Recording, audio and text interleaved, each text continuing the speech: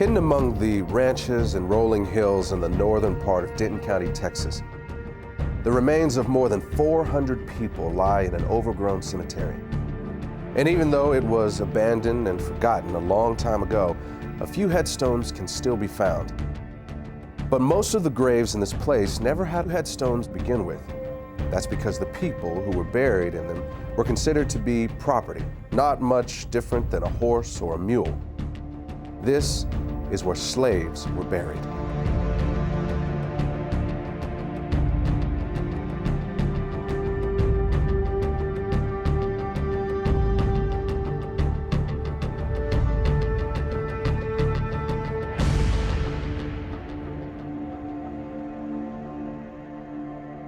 Hello, my name is Marcus Lloyd. And I'm Michelle Renee. We thank you for joining us. If you are African American, you and I will always be connected to the people whose bodies lie in that cemetery. Our ancestors may have worked alongside of them in the same cotton fields. They could have been bought and sold at the same auction houses or had chains hammered around their necks by the same overseer. Some of them may have even been hunted down by the same slave catcher or whipped by the same master. For almost 250 years, our people were held in bondage. And today, this period of history has come to be known by an ancient Swahili word. It's called the MAAFA. And it began when the first Africans were shackled to the bottom of a slave ship. But the irony is that it did not end when the slaves were freed. In fact, it hasn't ended yet. And as you're about to see, a hidden racial agenda is keeping the MAAFA alive into the 21st century. What shall be done with the 4 million slaves if they are emancipated?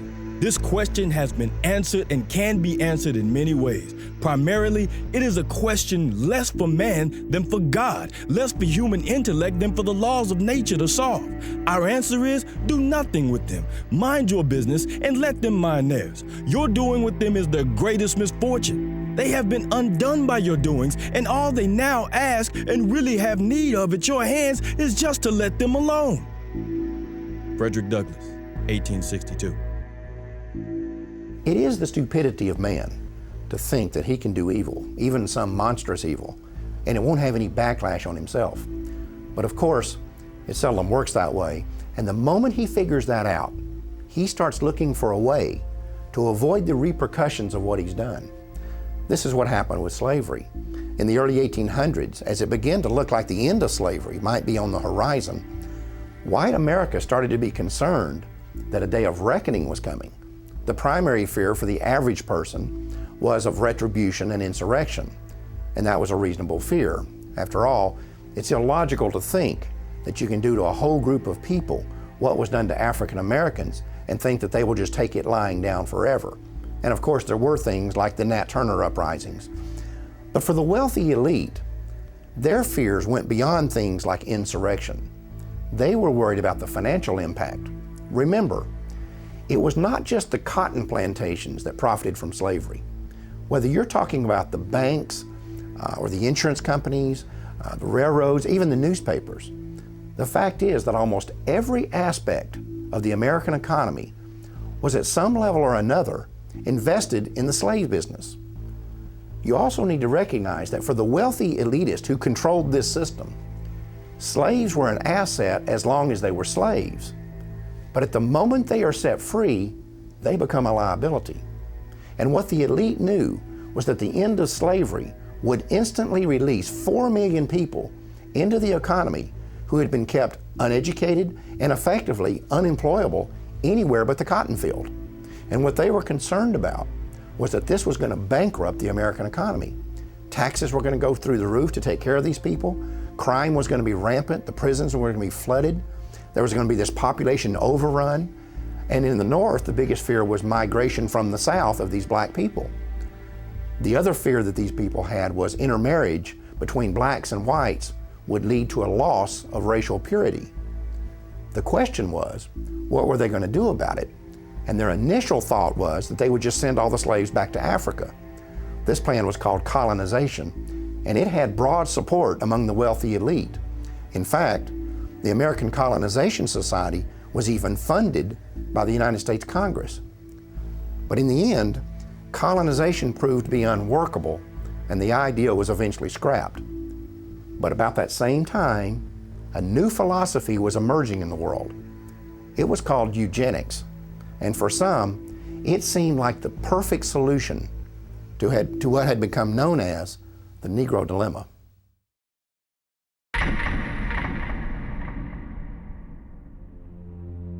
I do not join in the belief that the African is our equal in brain or in heart. And I believe that if we can, in any fair way, possess ourselves of his services, we have an equal right to utilize them to our advantage. Francis Galton, 1857. Francis Galton is known as the father of eugenics. He actually coined the phrase eugenics. So he believed in trying to increase those he felt were superior in stock and decrease those he felt were inferior. Francis Galton came from a very wealthy family, a family that made its wealth from the slave trade. And what a lot of people don't know is that Francis Galton was a cousin to Charles Darwin. Francis Galton took Charles Darwin's philosophies and ideas and thoughts, and he actually put them into practice, and that's what we know today as eugenics. Eugenics and evolution are related in that they both see what they consider to be the highest form of primate, such as the gorilla, as almost indistinguishable from what they consider the lowest form of human, the African and the Aborigine. At some future period, not very distant as measured by centuries, the civilized races of man will almost certainly exterminate and replace the savage races throughout the world. The break between man and his nearest allies will then be wider, for it will intervene between man and a more civilized state, and some ape as low as a baboon instead of as now between the Negro or Australian and the gorilla. Charles Darwin, 1890. Charles Darwin is very well known for writing The Origin of Species in the 1800s. This book gave rise to evolutionary theory. What people don't know is that there was actually a longer original title to this book, and that was On the Origin of Species by Means of Natural Selection, or the Preservation of Favored Races in the Struggle for Life. Now, copies and editions that they made afterwards eliminated that phrase about the favored races. Evidently, they understood then that it was politically incorrect.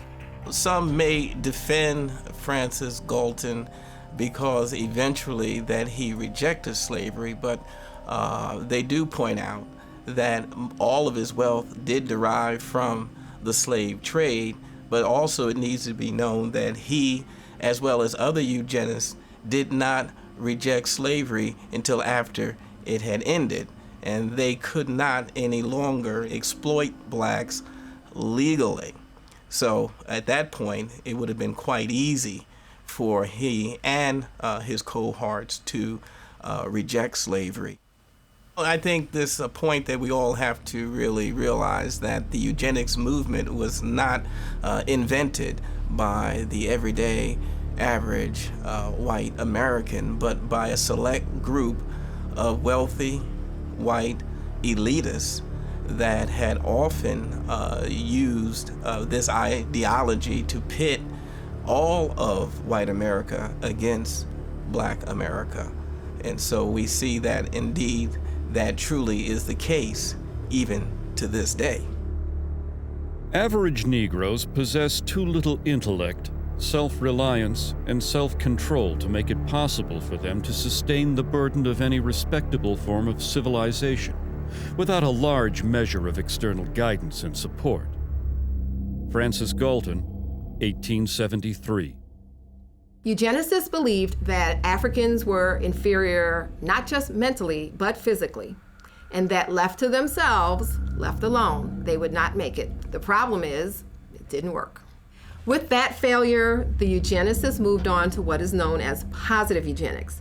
In positive eugenics, the eugenicists wanted the white population to reproduce, to have so many children that it overwhelmed the black population. But that didn't work either. Next, they moved on to what they called negative eugenics. They knew that they could not round up all the blacks in the nation and execute them, so they decided to create an environment where they would convince the blacks to severely limit the number of children they were going to have, and thereby commit race suicide.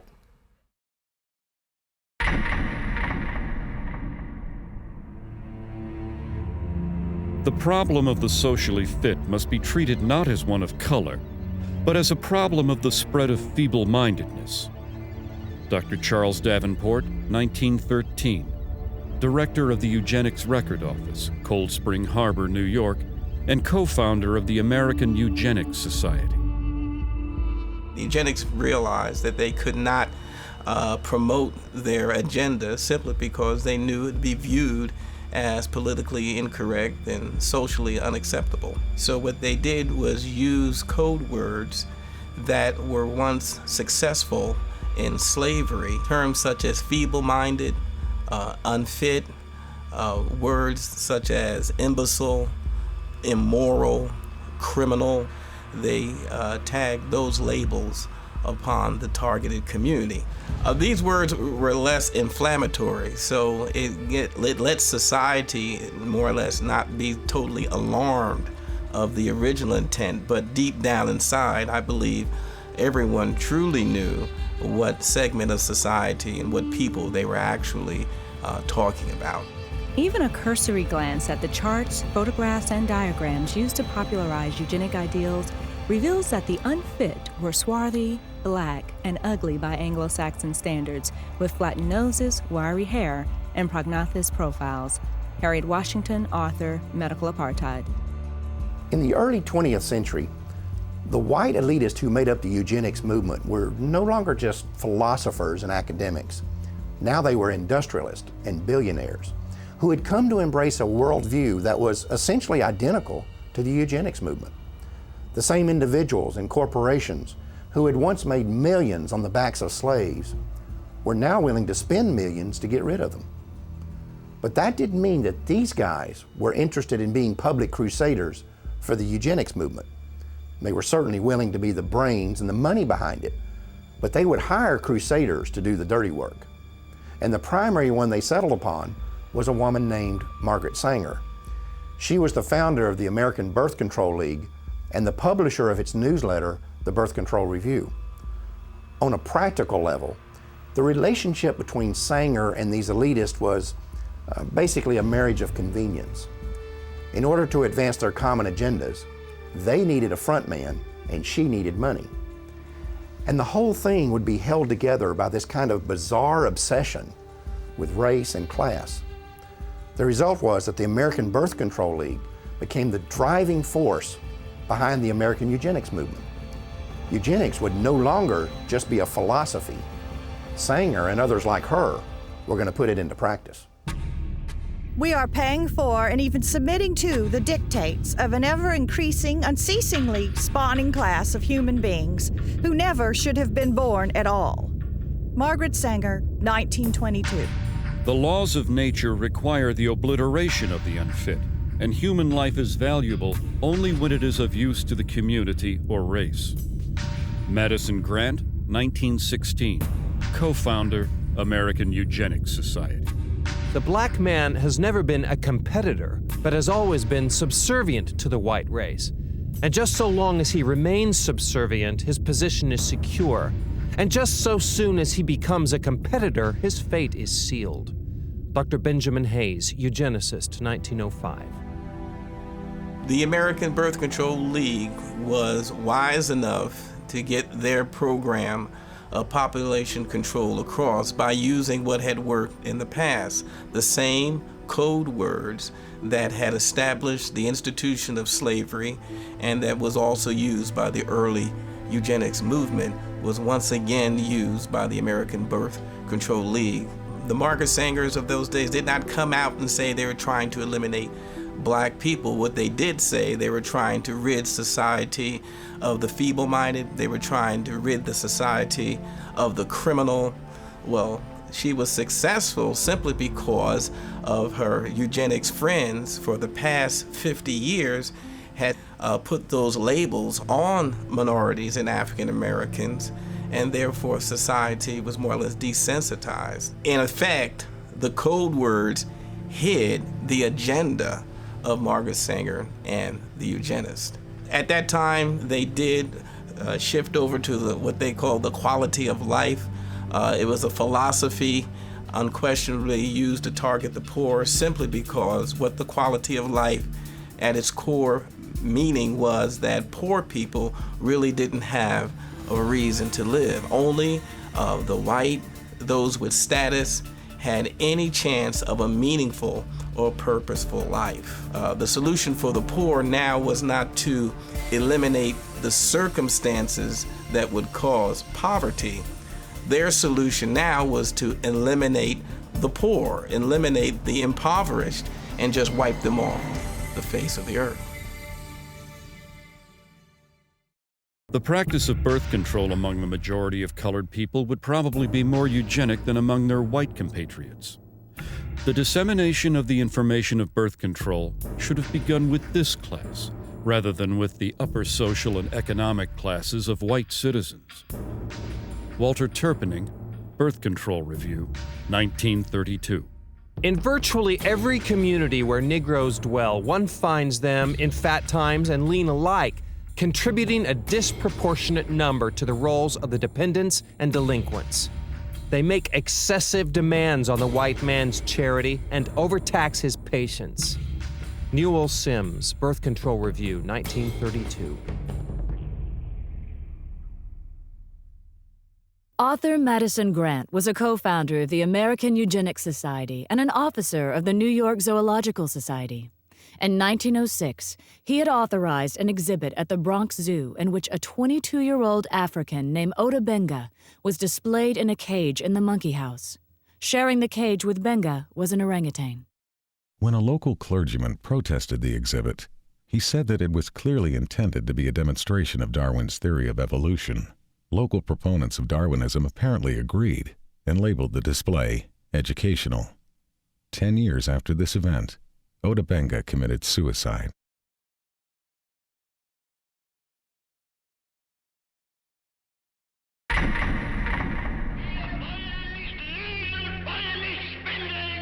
During Hitler's regime, the Germans were supplied with elaborate charts and complicated theses supposedly proving the superiority of the German people. It is interesting to note that at the bottom of these charts were the colored people of the world, most conspicuously, the black people. Floyd McKissick, National Director, Congress of Racial Equality, 1967.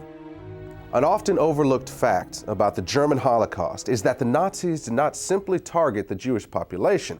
They went after the black community as well. Under the threat of being sent to concentration camps if they did not cooperate, Afro-German citizens were not only forced to undergo sterilization themselves, they were also required to turn over their children for sterilization. In his book Mein Kampf, Adolf Hitler explained the motivation behind such programs. The Jews were responsible for bringing Negroes into the Rhineland. It suits the purpose of the cool, calculating Jew who would use this means of introducing a process of bastardization in the very center of the European continent, and by infecting the white race with the blood of an inferior stock, would destroy the foundations of its independent existence. Adolf Hitler, Mein Kampf. The Nazi attitude toward blacks was clearly defined in a 1944 book by Robert Ley, who was the head of the German Labor Front.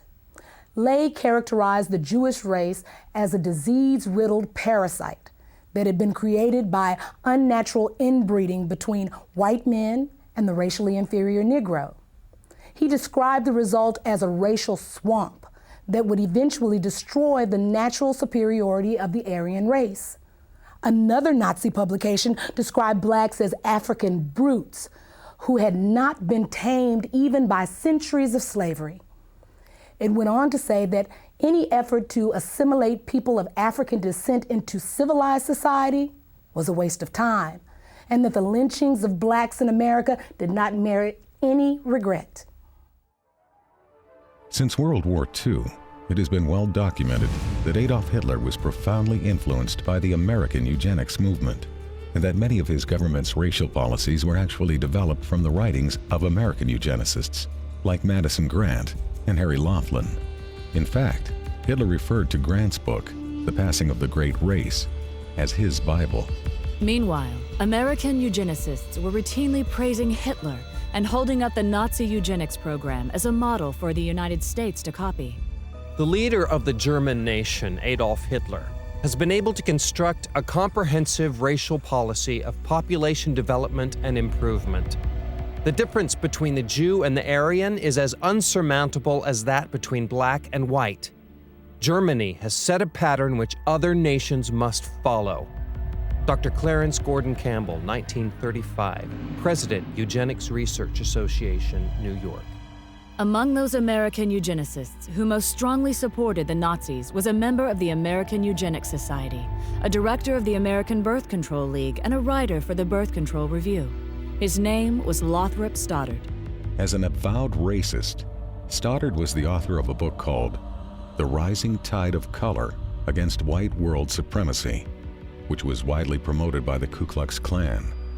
In another book, The Dragon and the Cross, Stoddard was identified as the exalted Cyclops of the Massachusetts chapter of the Klan. Non-white races must be excluded from America. The red and black races, if left to themselves, revert to a savage or semi-savage state in a short time. Lothrop Stoddard, Director, American Birth Control League. On the 19th of December, 1939, during a 4-month stay in Germany, Stoddard was given a personal meeting with both Adolf Hitler and the man who would eventually be in charge of the Nazi Holocaust, SS leader Heinrich Himmler.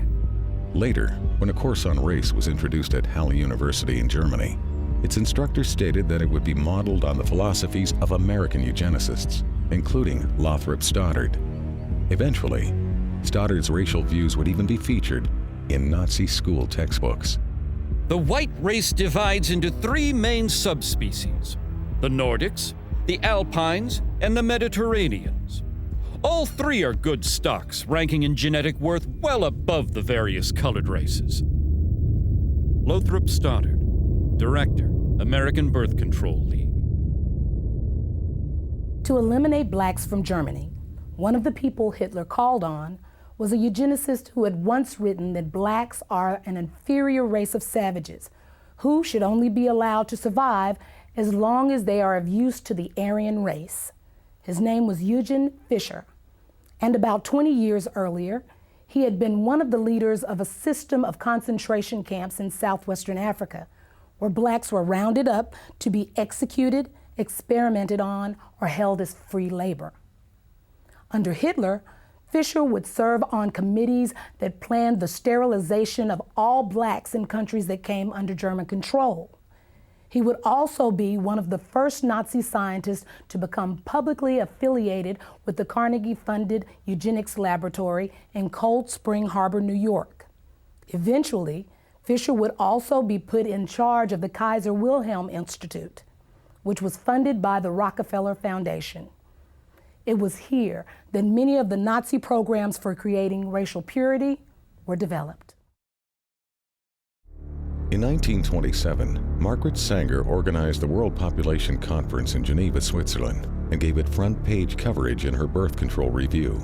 The events program shows that several of its attendees were colleagues of Sanger's from the American Eugenics movement. It also documents that among those who were given a leadership role in the conference was Eugen Fischer, the man who would eventually lead the Nazi effort to eradicate blacks from Europe. Another American eugenicist with Nazi connections was Harry Laughlin. Now, he was an official with both the American Eugenics Society and the American Birth Control League, and in 1928 his plan for using forced sterilization to eliminate those who might produce what he called degenerate offspring was published in the Birth Control Review. In 1936, Laughlin led an effort to distribute the English language version of a Nazi eugenics film to audiences in the northeastern part of the United States. He had acquired the rights to the film from the Race Policy Office of the Nazi Party and, with the help of 2 other American eugenics organizations, had mailed literature to biology teachers at 3,000 U.S. high schools, urging them to show it in their classrooms. Later that year, Laughlin was praised in a Nazi newspaper and awarded an honorary degree from the University of Heidelberg for his contributions to the Nazi eugenics effort. In the 1930s, a German psychiatrist named Ernst Rudin was named president of the International Federation of Eugenics in Cold Spring Harbor, New York, which was funded by the Carnegie Corporation. And in 1933, his call for racial purity was published in the Birth Control Review. Later, Rudin would be chosen by Hitler to write Germany's eugenics laws, and at one point, he personally helped the Gestapo round up and sterilize several hundred blacks, who they referred to as Rhineland bastards. After the war, Rudin would be identified as one of the architects of the barbaric medical experiments that the Nazis carried out in their concentration camps. It may be possible that Hitler actually got the idea for concentration camps while studying the American eugenics movement. In 1919, the state of Indiana had allocated $300,000 to create a work colony in the city of Butlerville, where those who were labeled feeble-minded would be incarcerated. Then in 1932, Margaret Sanger called for the United States government to set aside farms and open spaces where certain groups of people would be segregated from the rest of society. She proposed that, among others, the illiterate, the unemployed, and the poor should be forcibly kept in these areas until they developed what she called better moral conduct. It was later discovered that under the Indiana program, the state was allowed to label someone feeble-minded if they were poor or did not do well in school, or if the state considered them to be shiftless or have insufficient moral judgment. But it's important to understand that this Indiana campaign was not unlike those in other states. For example, a eugenics project conducted in Massachusetts during the late 1920s proposed sterilization for young girls who were diagnosed as defective, which could include being unwed and pregnant, financially poor, or if the state labeled them socially undesirable. In addition, boys as young as 14 could be castrated for showing signs of kleptomania or for exhibiting what was described as solitary behavior. In a single incident during 1935, the Nazis sterilized the children of over 600 German women because it was reported that those children had been fathered by black men. When news of this reached the United States, a member of the American Eugenics Society named Walter Ashby Plecker wrote a letter to the German Bureau of Human Betterment and Eugenics, praising them for the action and expressing his hope that not one child had been missed. 10 years earlier, Plecker had written that the black population was the greatest problem and most destructive force which confronts the white race and American civilization.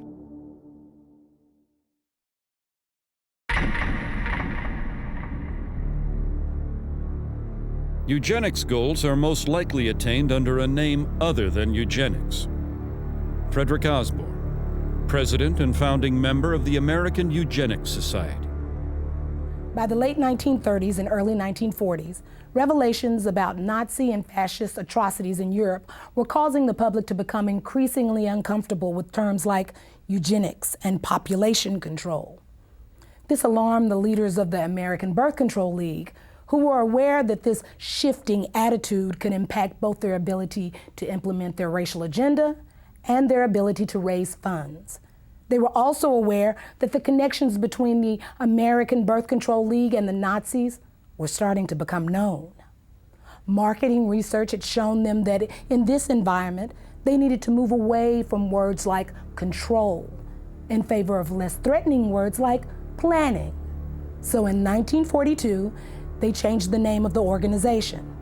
From then on, the American Birth Control League would officially be known as Planned Parenthood. The important thing to understand here is that this name change did not change the organization's agenda. The same people were still in control, they were still obsessed with race, and they were still dedicated to eugenics.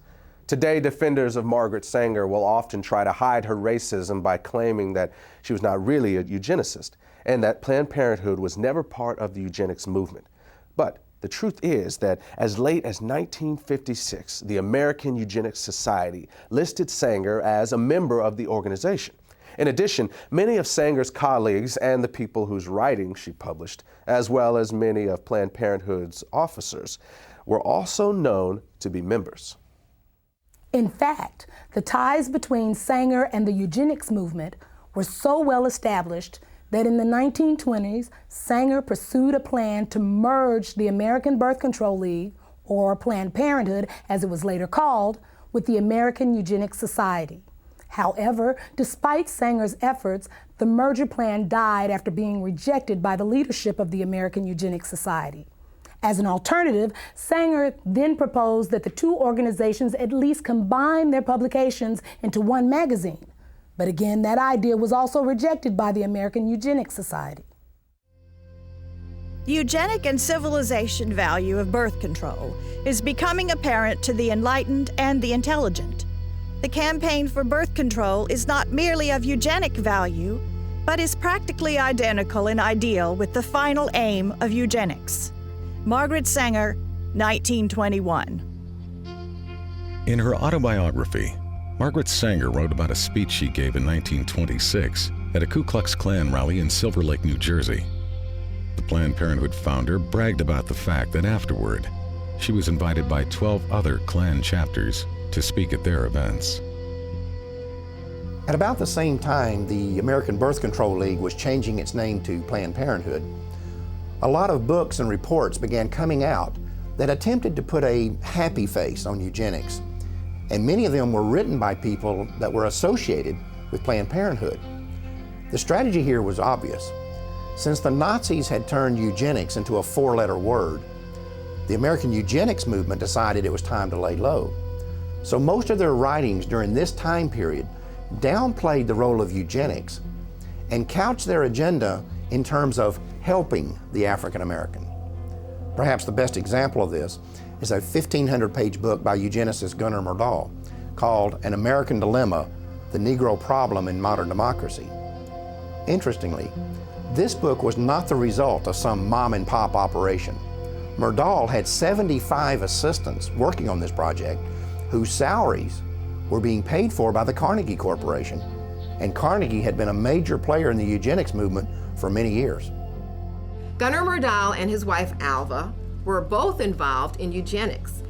They were funded by both the Rockefeller Foundation and the Carnegie Corporation. They were also closely linked to a Swedish eugenics program which forcibly sterilized 66,000 people.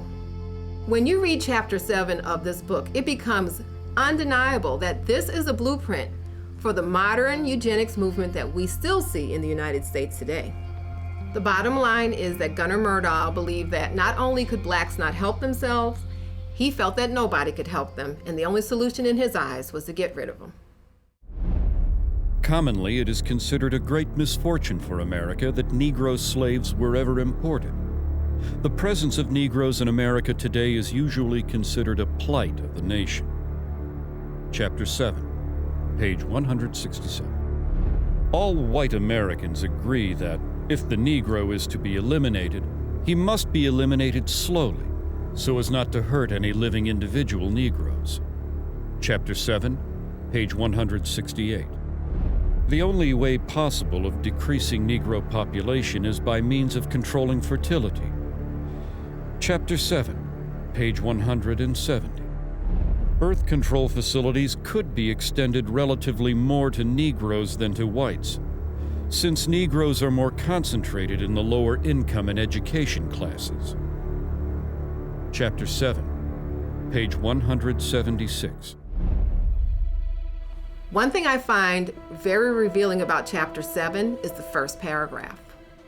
Myrdal uses U.S. Census Bureau figures to show that between 1790 and 1940, the black population in the United States increased 17 times.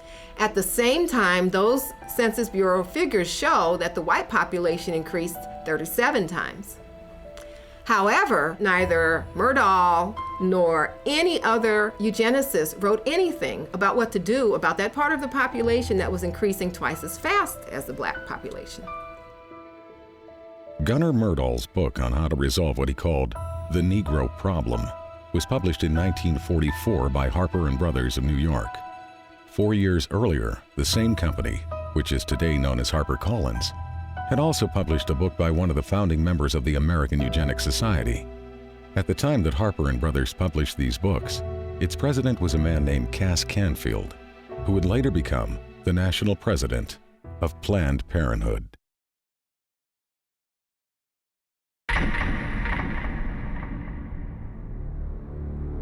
We hope that the restraint of population growth can come about through voluntary means.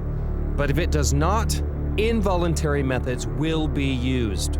Dr. Donald Minkler, 1972. Donald Minkler was the president of the American Association of Planned Parenthood Physicians and a member of the board of directors of Planned Parenthood Federation of America. Like many of those in the eugenics movement, he understood that their plans would not always be voluntarily adopted, and that the use of governmental coercion or even force might one day be necessary. The idea of forced eugenics was not something that suddenly developed in the 1970s. In a 1929 speech, American eugenicist Samuel Holmes had proposed that mandatory birth control should be used as a tool to eliminate what he called the menace to the white race that had been created by increases in black population. His solution was to have a quota system in which the right to have a child would be controlled by the government and determined by race. At the time, Holmes was on the National Council of the American Birth Control League, which would later become known as Planned Parenthood.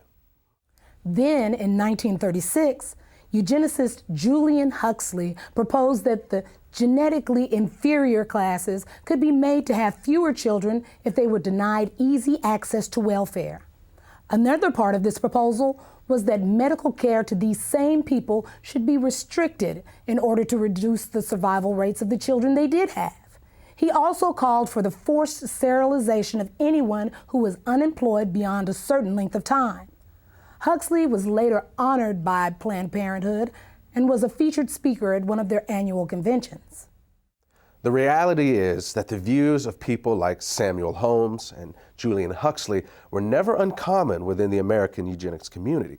In 1969, a professor at the University of California, Dr. Garrett Hardin, called it insanity to rely on voluntarism to control population. Hardin was a member of the American Eugenics Society and an outspoken advocate of government-enforced birth control, saying that citizens should be willing to give up their right to breed for the betterment of society.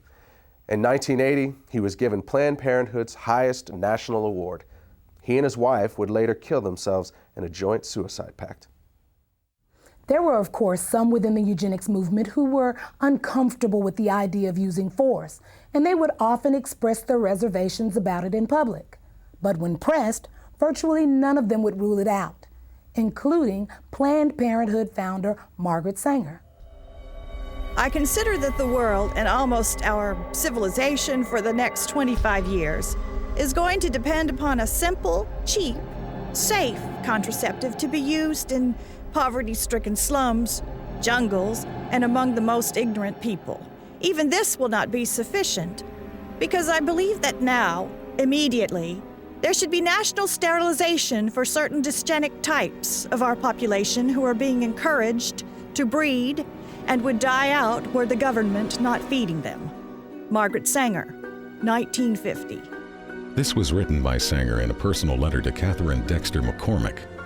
McCormick was an heir to the international harvester fortune and would later use part of her immense wealth to fund the development of the birth control pill. In 1966, an example of the coercive power of state eugenics laws was seen in Maryland when 3 young mothers applied for welfare benefits. All 3 were arrested for child neglect, even though the authorities never claimed to have any evidence of abuse or neglect. Instead, the women were held under a state law which stated that simply being unmarried and pregnant was child neglect. The judge in this case warned the women that if they ever became pregnant again, the state would take custody of all their children. Officials in Prince George's County, where the arrest took place, stated that welfare recipients could avoid being prosecuted under this law by submitting to state-sponsored birth control education.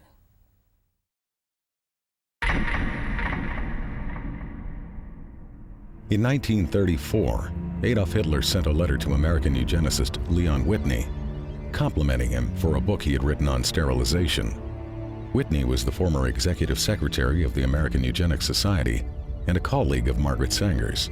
Sanger also published his writings in the Birth Control Review. In the book that Hitler was praising, Whitney had written that America could eliminate what he called the slum elements of society by sterilizing the lowest 25% of its population. He claimed this was necessary because such people are too stupid to understand or practice even simple methods of contraception. Besides, he said, the country would hardly miss them. One of the people he was talking about was named Elaine Riddick. At the age of 13, I became pregnant.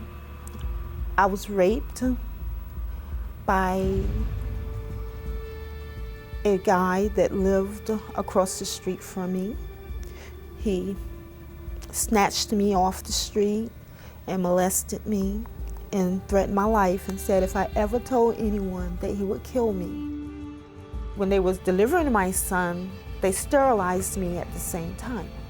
They had approached my grandmother and said that if she wanted to continue to receive supplement, welfare and food stamps, or at this time they was giving out these surplus foods, canned cheese, I think it was, or powdered eggs, and said that if she did not sign the X, that they were going to stop her supplements. Mind you, my grandmother was illiterate. She had never, ever gone to school. She didn't understand what it was. So she signed the acts, and they did this to me. I did not find out that they had sterilized me until I was 19 years old. I asked the state of North Carolina why they did this to me, and they said that because I was feeble-minded, that I would not be able to take care of myself, I would not be able to tie my shoes, that I was just incompetent. The state of North Carolina also said that I had never performed, at the age of 13, I had never performed a day's work in my life. They couldn't get me to do anything. But at the age of 13, I mean, should I not have been in school? They were saying that feeble-mindedness is hereditary. So they sterilized me so I would not produce my kind. Mind you, I am not illiterate, nor am I feeble-minded. I never went into high school, but yet I still acquired a college degree. They also justified that my child or my children would be feeble-minded. My son is the president of his own semiconductor company. He has his own construction company. And he has his own real estate company. I mean, how can you think that your government allowed or allowing these things to happen to a person, a life? You can't say nothing, you have no rights. To me, they took away all of my rights. They sterilized kids from my understanding and my knowledge as young as 8 years of age. I don't know what an 8-year-old can do that could cause them to do this to them. The only reason I can give myself is that because they're Black. In 1961, social worker Sue Casebolt had been installed as the executive secretary of the North Carolina Eugenics Board. At a board meeting held 3 weeks later, she stated that she was going to keep a file on every child whose name reached her desk so that they could be picked up as soon as they reached childbearing age. Casebolt was still on the board in 1968 when it approved the sterilization of 14-year-old Elaine Riddick. It is better for all the world if instead of waiting to execute degenerate offspring for crime or to let them starve for their imbecility, Society can prevent those who are manifestly unfit from continuing their kind. 3 generations of imbeciles are enough. Oliver Wendell Holmes, U.S. Supreme Court Justice, 1927. Holmes made this statement in his ruling on the constitutionality of Virginia's forced sterilization law. It mirrored the views of President Theodore Roosevelt, who had originally appointed Holmes to the Supreme Court. In a 1913 letter to American Eugenics Society founder Charles Davenport, Roosevelt had stated that the country had no business allowing citizens of the wrong type to reproduce. In 1907, Indiana had become the first of more than 30 states to pass sterilization laws, and some of those laws stayed on the books well into the 1970s. In fact, the state of Oregon did its last sterilization in 1981 and did not abolish its eugenics board until October of 1983. Some states practice sterilization without ever creating an official eugenics board. In those instances, few if any records were kept, and in the states that did keep records, many have never been made available to the public. But in just those states that have released their records, it is known that at least 60,000 Americans were sterilized, and they were disproportionately Black. In addition, during a 1973 lawsuit, a federal judge estimated that as many as 150,000 additional low-income women may have been sterilized under federal programs alone. These sterilizations were often performed without the patient's knowledge or consent, and sometimes against their will. It was also common for social workers to tell welfare recipients that they would lose their benefits if they did not agree to be sterilized. In some cases, poor families were even threatened with the loss of welfare unless they brought their children in for sterilization. The result was that some of the people sterilized were as young as 10 years old.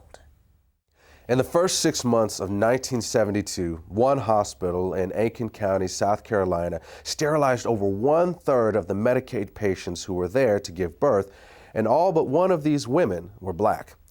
One patient said she was told by all 3 of the county's obstetricians that they would not deliver her baby unless she agreed to be sterilized.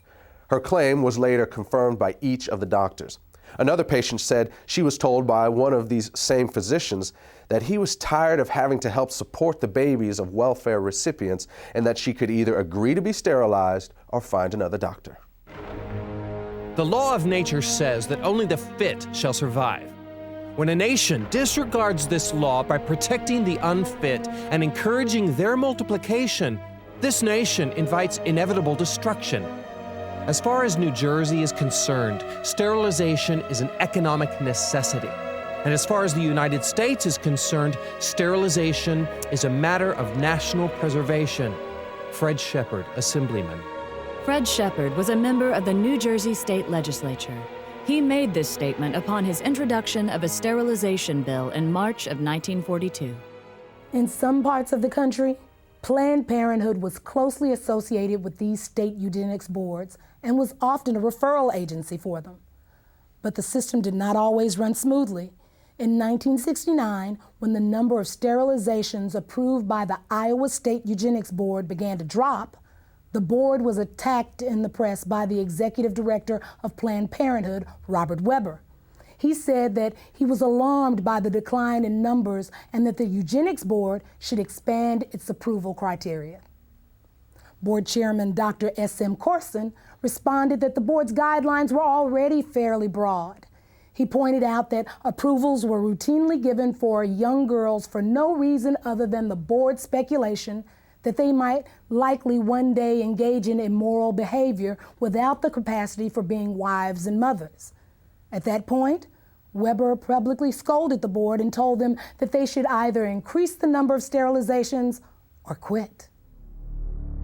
From its beginning, Planned Parenthood always had powerful ties to the American eugenics community. In fact, in many places they were often one and the same.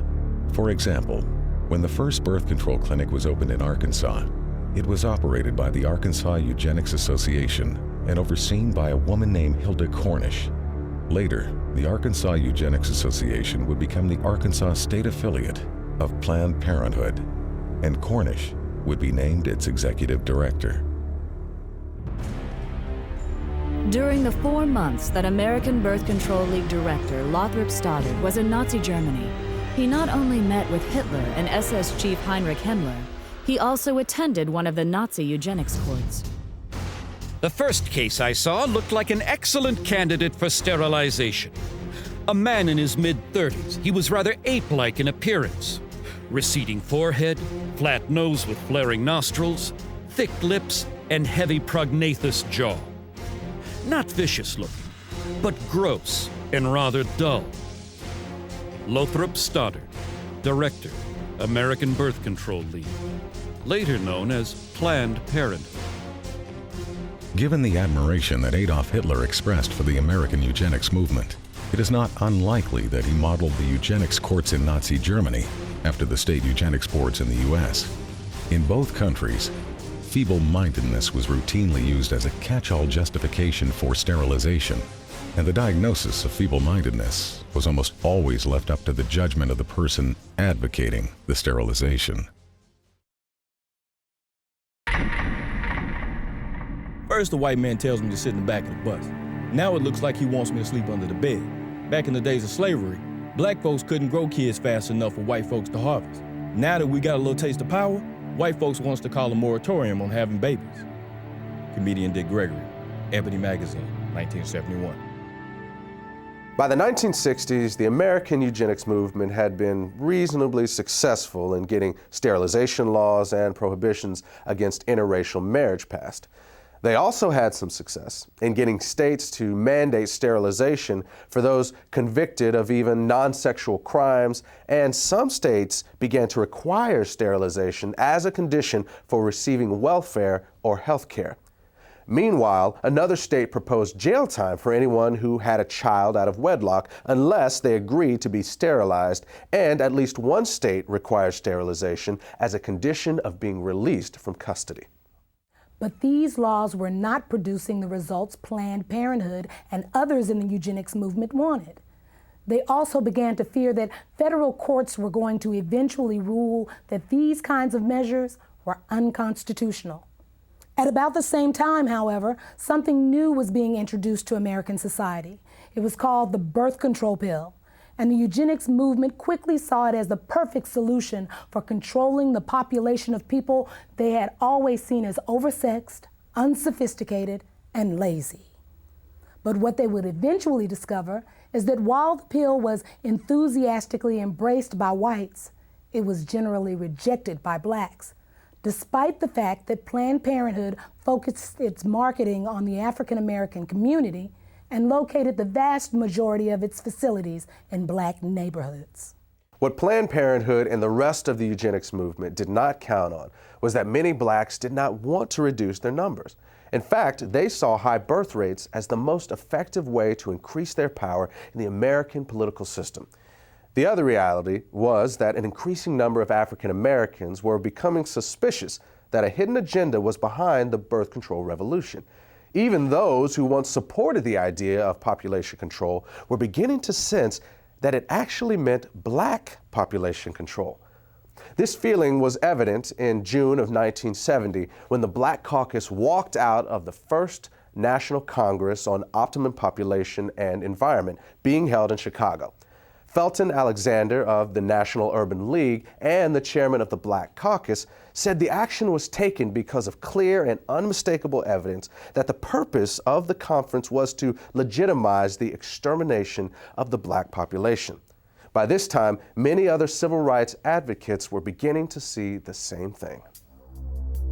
Contraceptives will become a form of drug warfare against the helpless in this nation. Jesse Jackson, 1971. There is a campaign to bombard the poor with pills and potions. If this movement continues, we soon may be accused of fighting poverty by eliminating the poor and overcoming hunger by removing the hungry. New York Congressman Hugh Carey, 1966.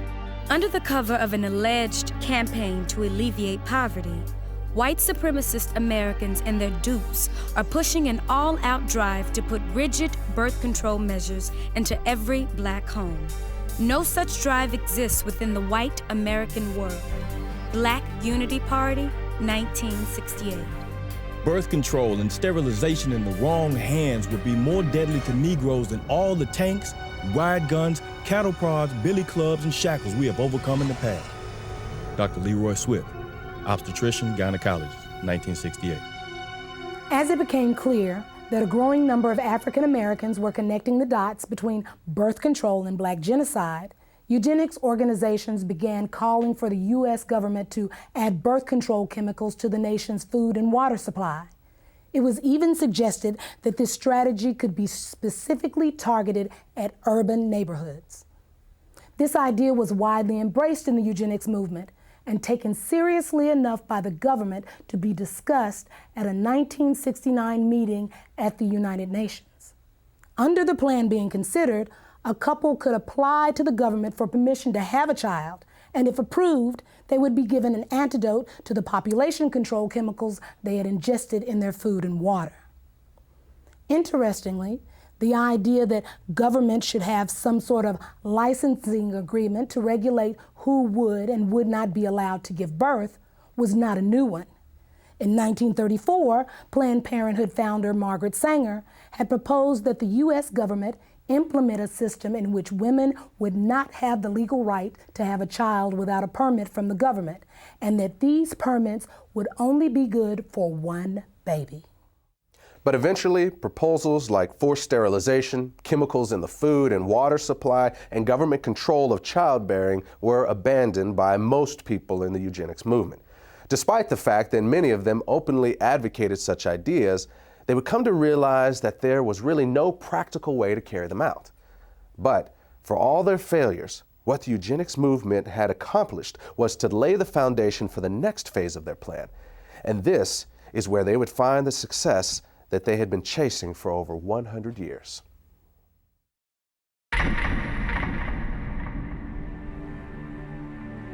What would you say is now the #1 cause of death in the African American community? Heart disease. Oh, HIV/AIDS. Diabetes, cancer, AIDS. I'll say heart disease. AIDS. From what I heard, it's probably AIDS, you know. Probably heart disease. I think heart disease. HIV.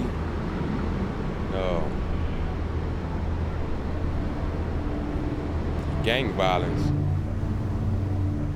What if I told you the real answer was abortion?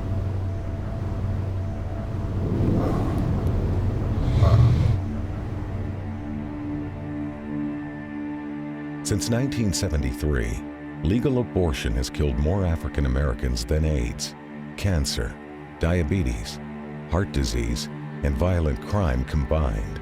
Every week, more blacks die in American abortion clinics than were killed in the entire Vietnam War. And the largest chain of abortion clinics in the United States is operated by Planned Parenthood.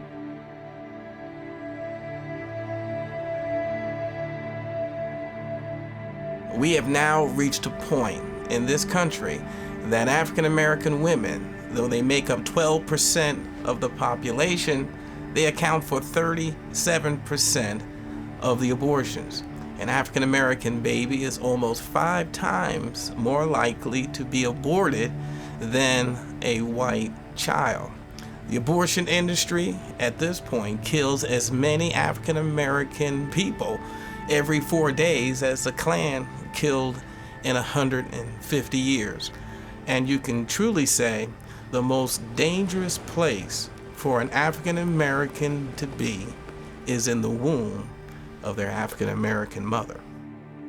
All across America, you can stand outside of the abortion clinics and see a steady stream of black women coming in and out. But somewhere along the way, we got the idea that this is a white issue or a conservative issue or a Republican issue, and therefore, it's not an issue that we have to be concerned about. This same attitude has allowed Planned Parenthood and other members of the abortion industry to carry out this genocide right under our very noses. Right now, in America, about half of our babies are being killed in the womb. And in certain parts of America, more of our babies are being aborted than are being born. When 17,000 aborted babies were found in a dumpster outside of a pathology laboratory in Los Angeles, California, some 12 to 15,000 were observed to be Black. Irma Clardy Craven, Chairman, Minneapolis Commission on Human Rights and Secretary of the Urban League. To understand what the agenda was behind the legalization of abortion, all you need to do is look at the statistics from the U.S. government. Studies from the CDC show that prior to the legalization of abortion, approximately 80% of all illegal abortions were done on white women. One study in New York even found that white women had 5 times as many abortions as Black women. But at the moment abortion became legal, that began to reverse. And that's why the legalization of abortion was so crucial for the eugenics movement. Legalization created the ability to market abortion in the Black community. And from a eugenics standpoint, that changed everything. These people cannot have it both ways. First, they say that birth control will reduce the number of abortions. Then they flood our neighborhoods with birth control clinics. And what's the result? Our abortion rate skyrockets. So either they lied about the fact that birth control would reduce abortions in our neighborhoods, or this is the results and the purpose they wanted from the beginning. At this point, I truly have the tendency to believe the latter. In 1973, the year abortion was legalized nationwide, Dr. Christopher Tietze produced a study on abortion demographics at the request of the Population Council, a New York-based eugenics organization. In this report, Tietze confirmed previous research showing that when abortion is illegal, the abortion rate is much higher for white women than for Black women, but that this completely reverses whenever abortion is legalized. At the time he published these findings, Tietze was a consultant to both Planned Parenthood and the National Abortion Federation. Other researchers within the eugenics and abortion movements were also documenting that easy access to abortion clinics produces higher abortion rates in the surrounding area. And at least one expert discovered that having a nearby clinic is a bigger factor in the Black abortion rate than it is in the white abortion rate. At the same time this data is being circulated, Planned Parenthood and the rest of the abortion lobby were in the process of locating the vast majority of their facilities in minority neighborhoods. Then in 1974, a study was released on population control that had been conducted by researchers at 3 major universities. By analyzing data obtained from Planned Parenthood's own records, they determined that the #1 factor in deciding whether a county in the United States provided free or low-cost family planning services was not poverty, but race. The researchers said their findings seemed to support the contention of many civil rights activists that such programs are less intended to assist the poor than they are to control the growth of the Black population. Birth control and abortion are turning out to be the great eugenic advances of our time. Frederick Osborne, founding member of the American Eugenics Society, 1973. The best way to hate a nigger is to hate him before he is born. Leander Perez, Louisiana State Judge, 1970.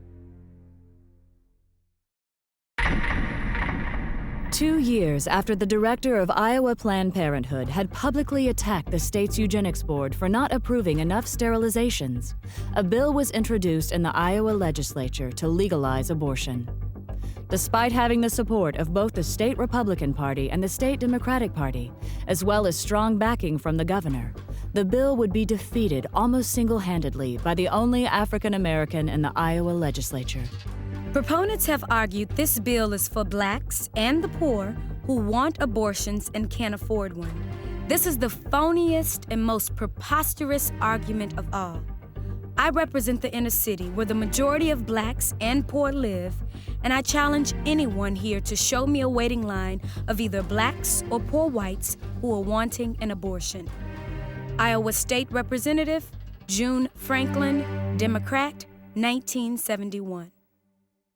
From the beginning, it was obvious that racism was the driving force behind the eugenics movement. While it was true that from time to time these elitists and social engineers would toss a few lower-class whites in among the feeble-minded and worthless who should be bred out of society, it was also true that they never seemed to include blacks among the best and the brightest who should be bred in. And at the same time, the country was being saturated with calls for population control and family planning. The facilities to carry them out were pouring into the black community. After all, no one was suggesting that there were too many white people in the world. And realities like those did not go unnoticed by early civil rights activists. For them, the reason birth control and abortion were being pushed was not a secret. Those whom we could not get rid of in the rice paddies of Vietnam, we now propose to exterminate if necessary, eliminate if possible, in the OB wards and gynecology clinics of our urban hospitals. Jesse Jackson, 1971. Black people are the target of birth control, not because the ruling politicians like them and care about their economic equality, but because they hate them and can no longer use them in plantations and other cheap labor conditions. Muhammad Speaks, The Black Muslim Newspaper, 1970. I believe the entire question of abortions is just one more in the continuous series of events to eliminate the black population. Father George Clemens, Jet Magazine, 1973. The abortion law hides behind the guise of helping women, when in reality it will attempt to destroy our people. Brenda Hyson, New York chapter, Black Panther Party, July 1970. The racist tells you to take birth control pills to kill, to murder life that might have existed if you had not. They are planning mass extermination of people they consider dispensable.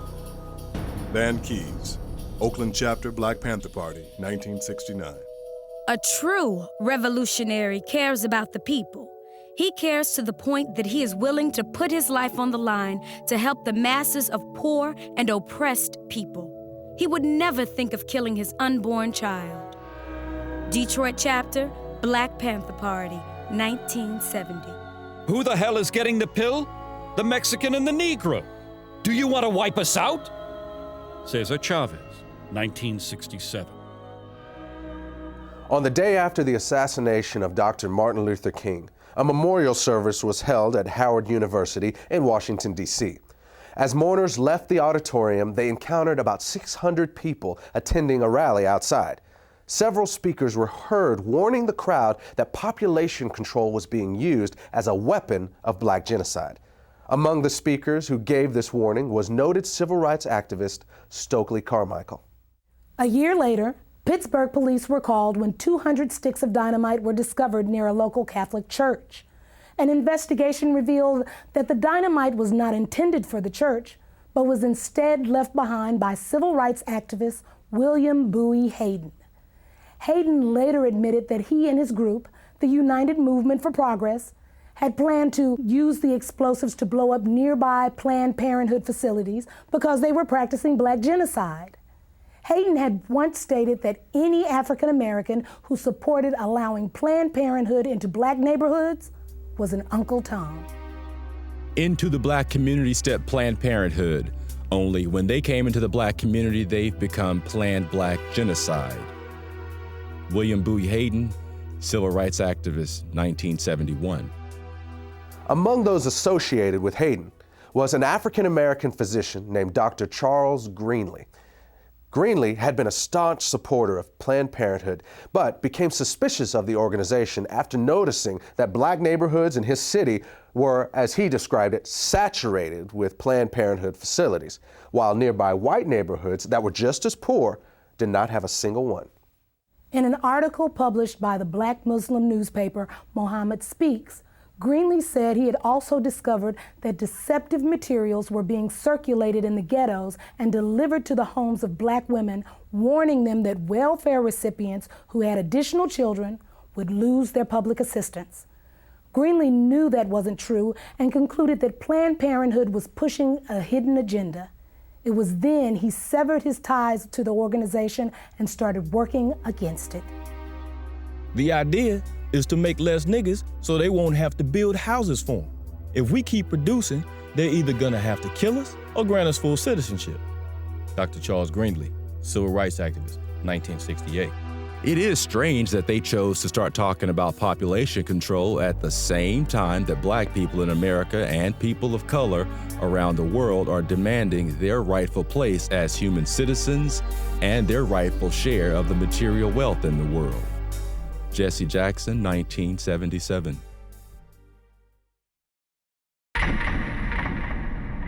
It is interesting how everyone assumes that the pro-life movement in America began in 1973 with Roe versus Wade.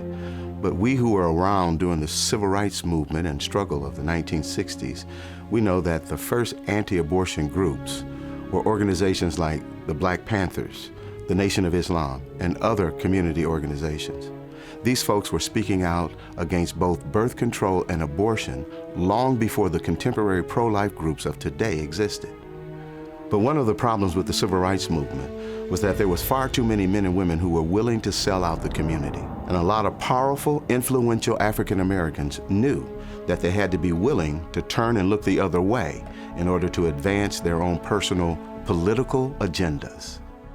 In 1972, those members of the Congressional Black Caucus, such as Charles Diggs, did not trust the abortion industry or those who were espousing population control or family health, and they were suspicious of them. But when the money began to flow, just as it was with Jesse Jackson, when he found out that indeed he could get funding and monies to run for presidents from these people, he flip-flopped in his position. Because he once said abortion is black genocide. What happens to a mind of a person in the moral fabric of a nation that can abort a baby without a pang of conscience? Where will we be 20 years from today? But when Reverend Jesse Jackson realized he needed money to run for president, all of a sudden the most important civil rights issue is a woman's right to choose. In 1975, Jesse Jackson called for the ban of abortion through a constitutional amendment. And in an interview in Jet magazine, he referred to abortion as genocide. But Jesse Jackson, on the other hand, wanted to become president. And the Democratic Party at that time had sold out completely to Planned Parenthood and the eugenics crowd. And Jesse Jackson went along to get along. And don't ever think that he was the only one. The unfortunate thing we face, whether we're talking about individuals or organization, there's never been a shortage of black leaders who are willing to sell us down the river if it's enough money and political power in it for them. I've been grappling with the fact that the NAACP is in bed with the very organization that has brought black genocide to our community. Dr. Alveda King, the niece of Dr. Martin Luther King, has tried on at least 3 occasions to bring to this organization's attention the black genocidal plot of people like Margaret Sanger and Planned Parenthood to exterminate the black community. And the stonewalling has been astounding. Alveda King literally has gone to the street along with myself to say to the NAACP, please deal with this issue of black genocide.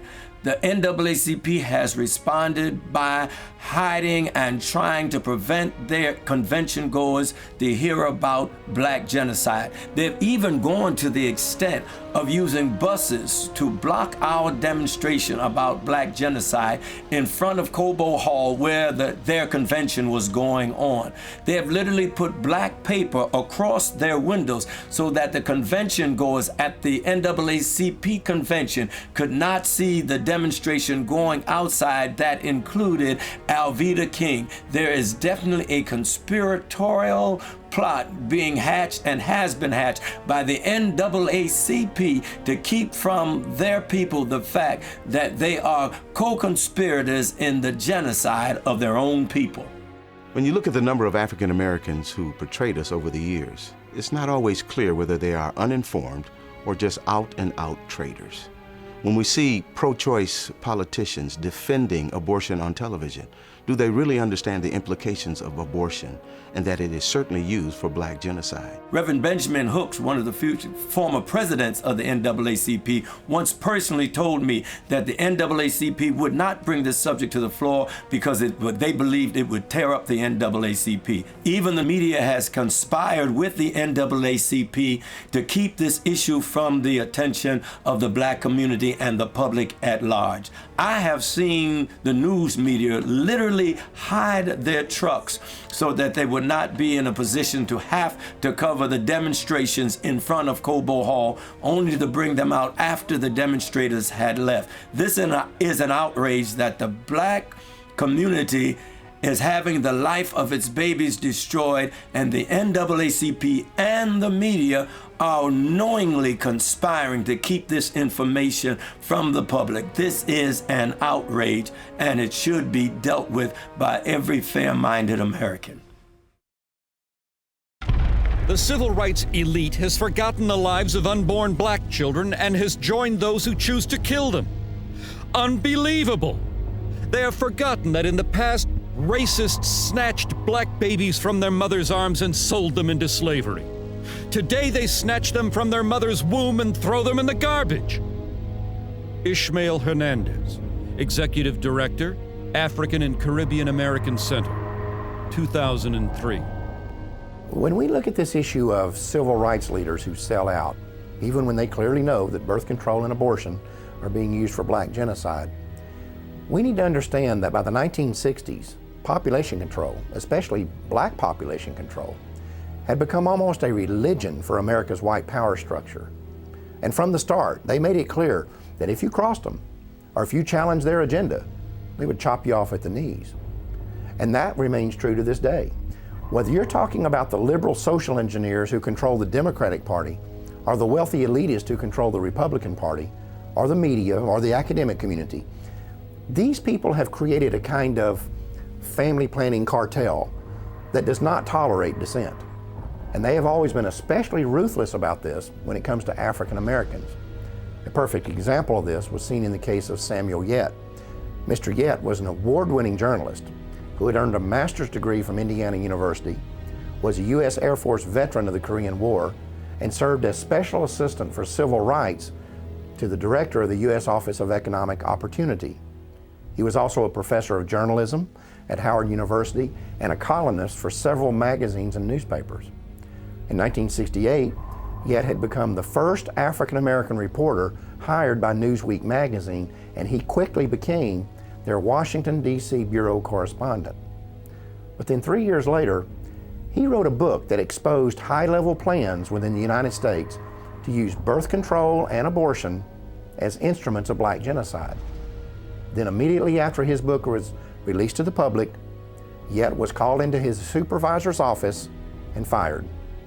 At that meeting, he was informed that his dismissal had been orchestrated by the Nixon White House.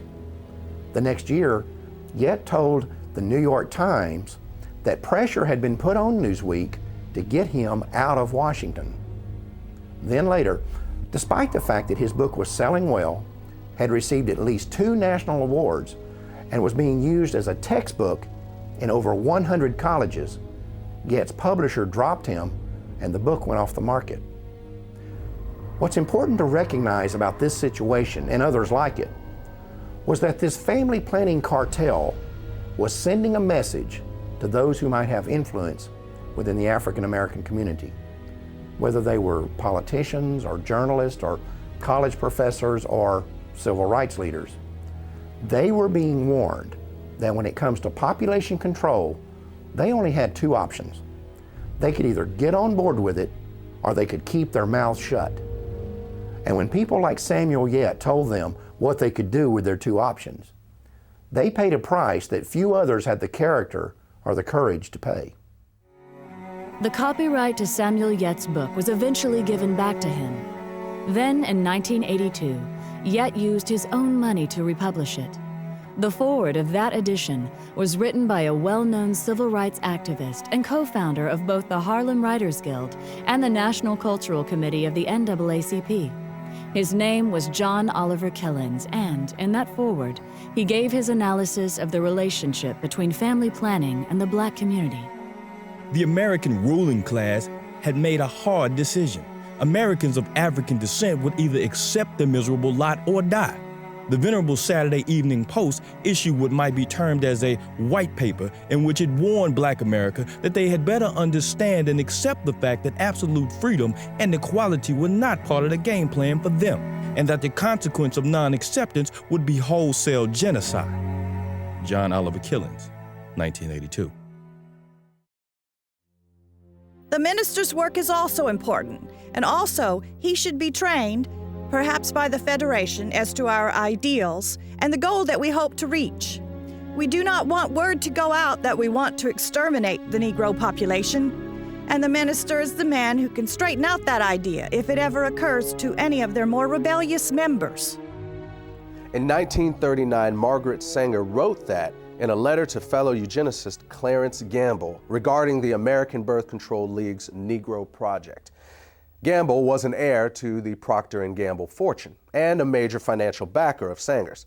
He also provided funding for other eugenics projects and even gave money directly to the North Carolina Eugenics Board that sterilized Elaine Riddick.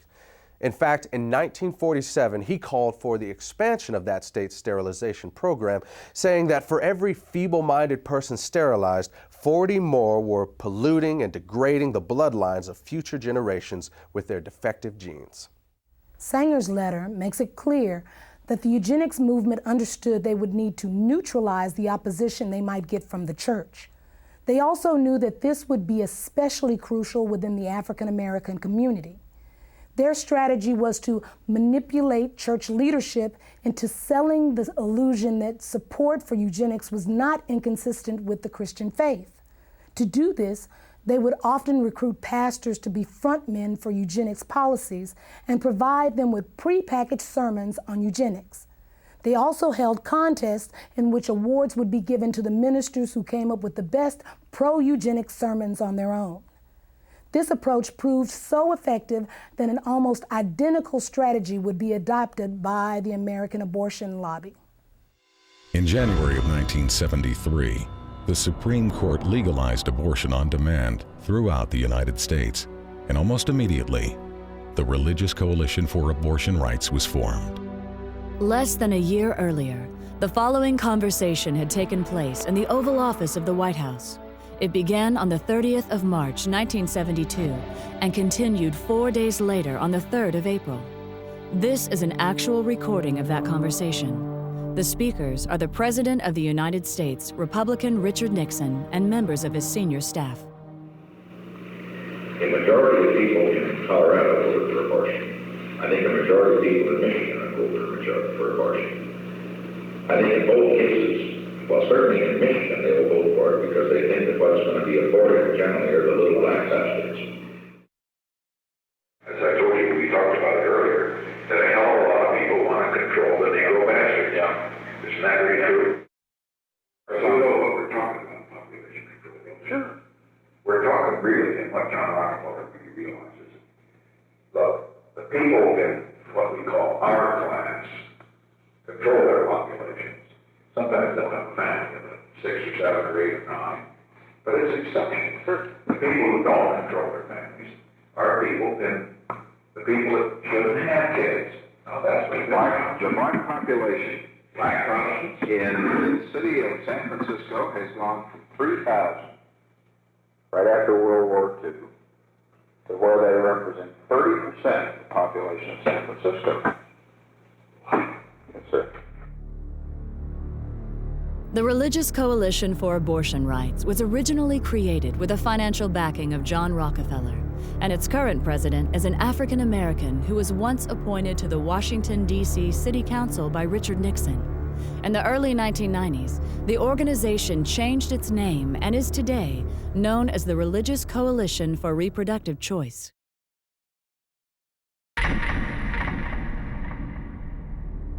In 1969, a meeting of the United Nations Educational, Scientific, and Cultural Organization, also known as UNESCO, proposed that an American Population Commission be created with a, quote, large budget for propaganda, unquote. 4 months later, Republican President Richard Nixon signed legislation establishing the Commission on Population Growth and the American Future. The bill authorizing this new initiative had been passed with overwhelming support from congressional Democrats and was chaired by John Rockefeller. The executive director of the project was to be Dr. Charles F. Westhoff, who was also a member of both the American Eugenics Society and Planned Parenthood's National Advisory Council. Another member of this new commission was Dr. Joseph Beasley. In the 1960s, Beasley oversaw an aggressive eugenics program that concentrated on black neighborhoods in New Orleans with the stated intention of lowering welfare costs. This project would eventually be described by Planned Parenthood President Alan Guttmacher as the #1 success story in the history of American birth control movement. It also led to Beasley being elected chairman of the board of Planned Parenthood in 1970.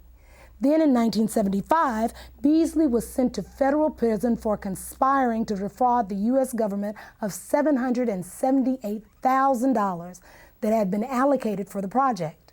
In court, a local black civil rights activist named Sherman Copeland testified that he took payoffs from Beasley for helping him to convince residents of the targeted neighborhoods that birth control was not black genocide.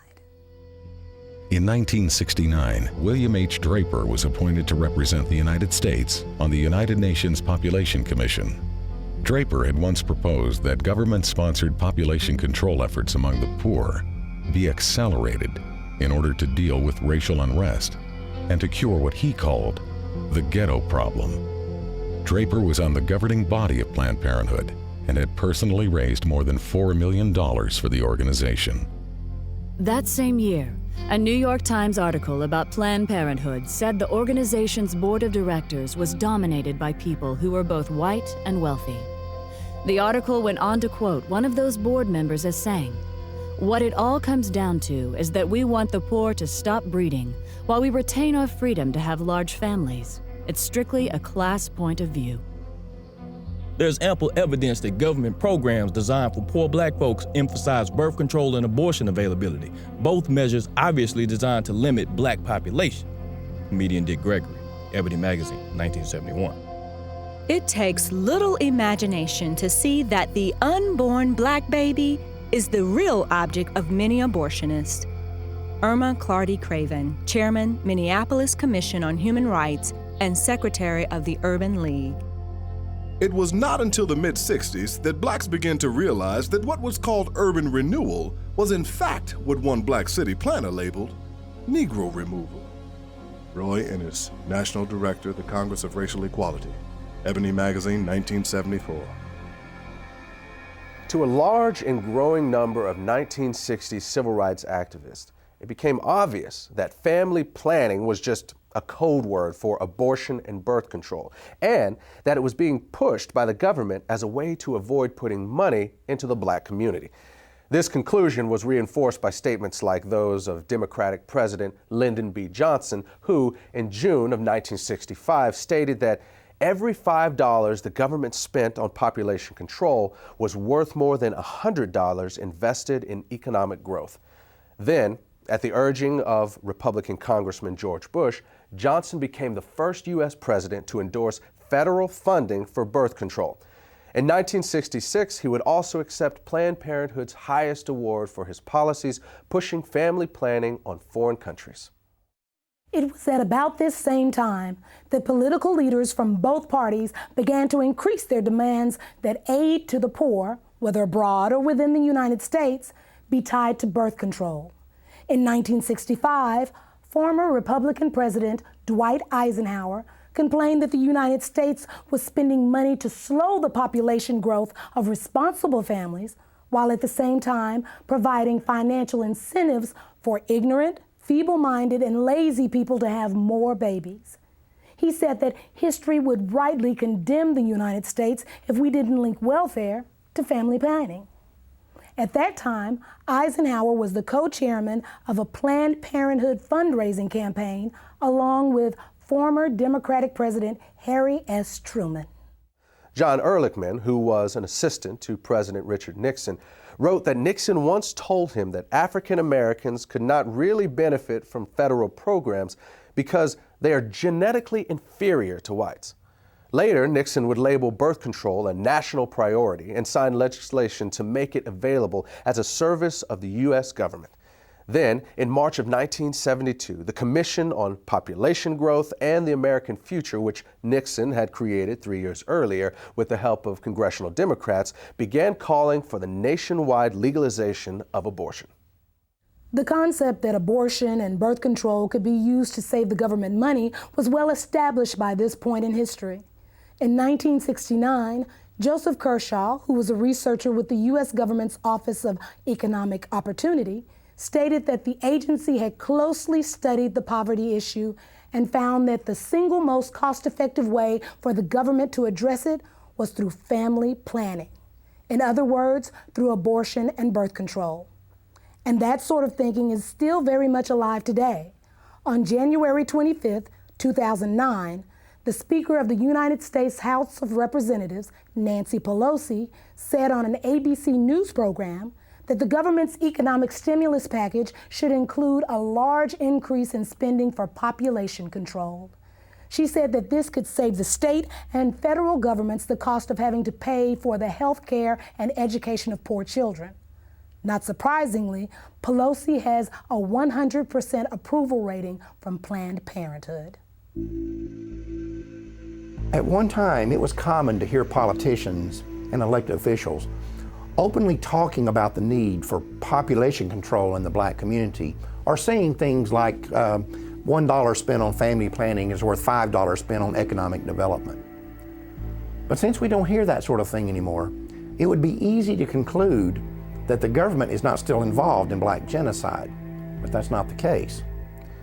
Look, it's no longer necessary for the government to be directly involved in Black genocide because that's what they hired Planned Parenthood for. I mean, it can't just be a coincidence that at the same time when government population control programs were backing away from specifically targeting Black neighborhoods, at that same time, the state and federal funding for Planned Parenthood was being increased by leaps and bounds. To understand the magnitude of the dollars involved here, remember this. By 1970, Planned Parenthood was already the 19th largest health-related fundraising organization in the country. But by year 2000, it had moved into third place behind only the American Heart Association and the American Cancer Society. And a major factor in that phenomenal growth was government funding. Basically, what's happened over the last 40 years or so is that Planned Parenthood has taken billions in government money while locating the vast majority of its facilities in minority neighborhoods. And that has not only been a tremendous boost for the eugenics movement, but it has also allowed government-funded family planning programs to target the Black population while insulating the government from any direct connection to Black genocide.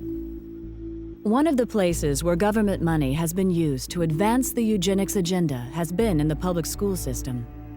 Although government-funded population control programs can be found in white schools, the evidence is that they are significantly more likely to be targeted at Black schools. One example of this was seen in 1986, when it was discovered that Illinois public schools were not only distributing birth control to children, but that every one of the 50 facilities involved were in minority neighborhoods.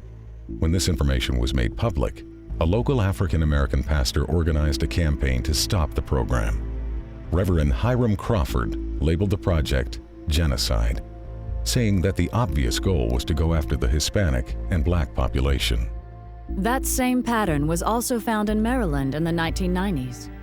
Even though the state's teen pregnancy rate was higher among white students than Black students, when the contraceptive device Norplant was introduced, it was selectively marketed to children as young as 13 in predominantly Black schools in Baltimore.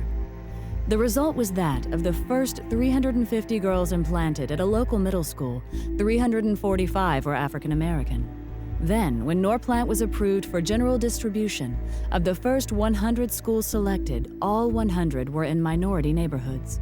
The Norplant contraception device was developed by the Population Council in New York, which had been established in 1952 under the leadership of its president, John Rockefeller. Its next two presidents, Frederick Osborne and Frank Notestein, were both former members of the American Eugenics Society, and Notestein would later serve on the National Advisory Council of Planned Parenthood.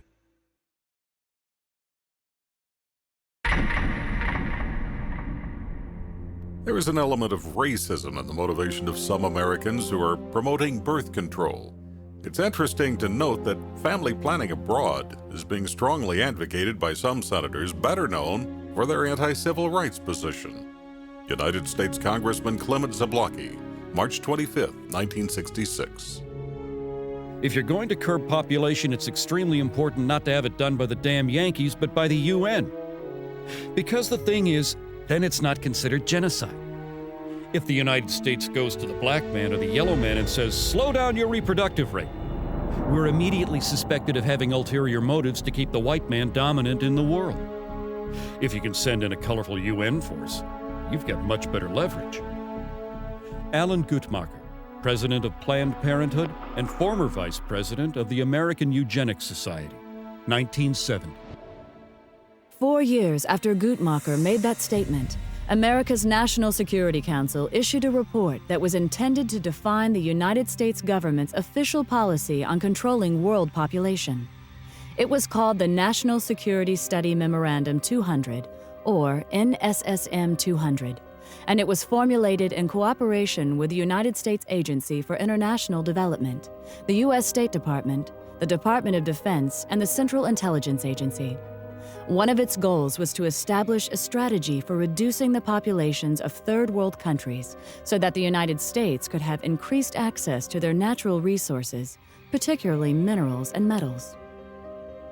Among the conclusions of NSSM 200 was that no country has reduced its population growth without resorting to abortion.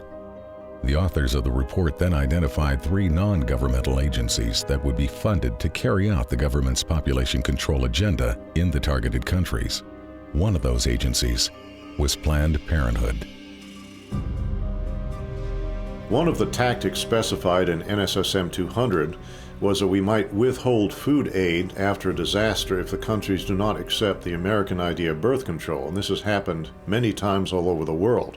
One example is the Southern American country of Guyana, which was hit by a hurricane back in 1997. Now, they had turned down abortion and birth control for 12 years straight, but after the hurricane hit Guyana in 1997, the World Bank said, we will not give you any aid unless you legalize abortion and birth control, and that's exactly what they did. I've seen this several times in Africa, where droughts have hit, and the United Nations and USAID will not assist unless they accept birth control. I've been all through Africa myself, and I've seen medical clinics that are full of birth control devices, but no safe motherhood delivery kits. There's no anesthesia, there's not even any bandages there. There's crates and crates of birth control pills and condoms. Now, while our commitment to birth control is going up every year, our commitment to authentic economic development is dropping. So we see less clean drinking water funding, less school funding, see less medical clinic funding. Another example is Haiti.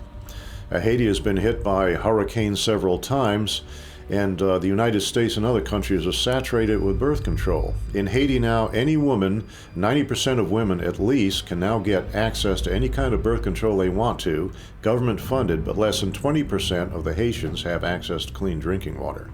Now try to imagine there being a natural catastrophe in a country like Canada or Australia or France or England. And we go in there and we say to them, we're not going to offer you any kind of aid unless you accept our philosophy on birth control and population control. That will be outrageous. But that's our standard operating procedure when we go to a black country after a catastrophe of some kind. You cannot believe that we are going to treat people in a foreign country like this and not treat our own population of African Americans the same way. Consider what happened after Hurricane Katrina. One of the first things we did was bring in birth control and contraception. And as we all know, the hurricane disproportionately affected black families in that area. And I seriously doubt if the same kind of disaster hit a middle-class white area, the first response would be condoms and birth control. This idea that population control could be used to control a specific population was not unique to NSSM 200.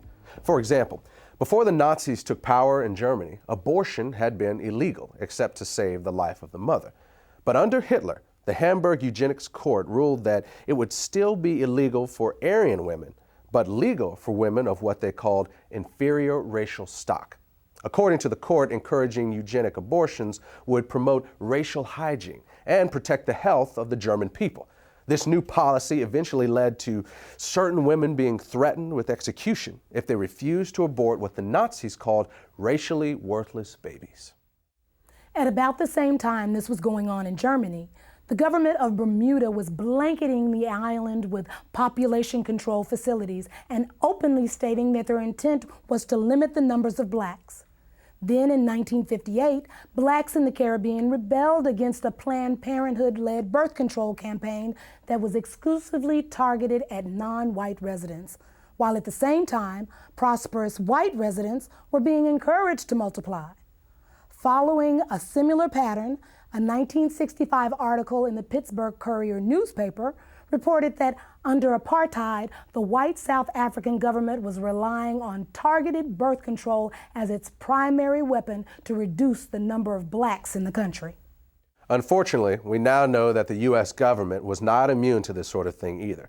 When 3 pro-choice researchers investigated the original motive behind the creation of the abortion pill, RU-486, what they discovered was that the scientific basis for it was actually developed in the United States during the 1960s by the National Institutes of Health at the U.S. Department of Health and Human Services. In their 1991 book, these researchers claimed to have found data showing that this agency was looking for an inexpensive and effective drug to control the populations of foreign countries that the government had classified as underdeveloped. The abortion pill was to be tested in these environments and, if successful, the plan called for it to then be introduced into Black, Hispanic, and Native American communities in the United States. In 1977, only 3 years after NSSM 200 was issued, the director of the United States Office of Population, Dr. Reimert T. Ravenholt, publicly stated that it was the U.S. government's intention to sterilize 1/4 of the world's female population. According to Ravenholt, one of the driving forces behind this campaign was the need to protect American financial and commercial interests. Ravenholt said that some foreign governments were refusing to give the United States permission to come into their country and control their population. He said that, in those cases, the plan was to be carried out by 2 private organizations with an enormous amount of financial support from the American government.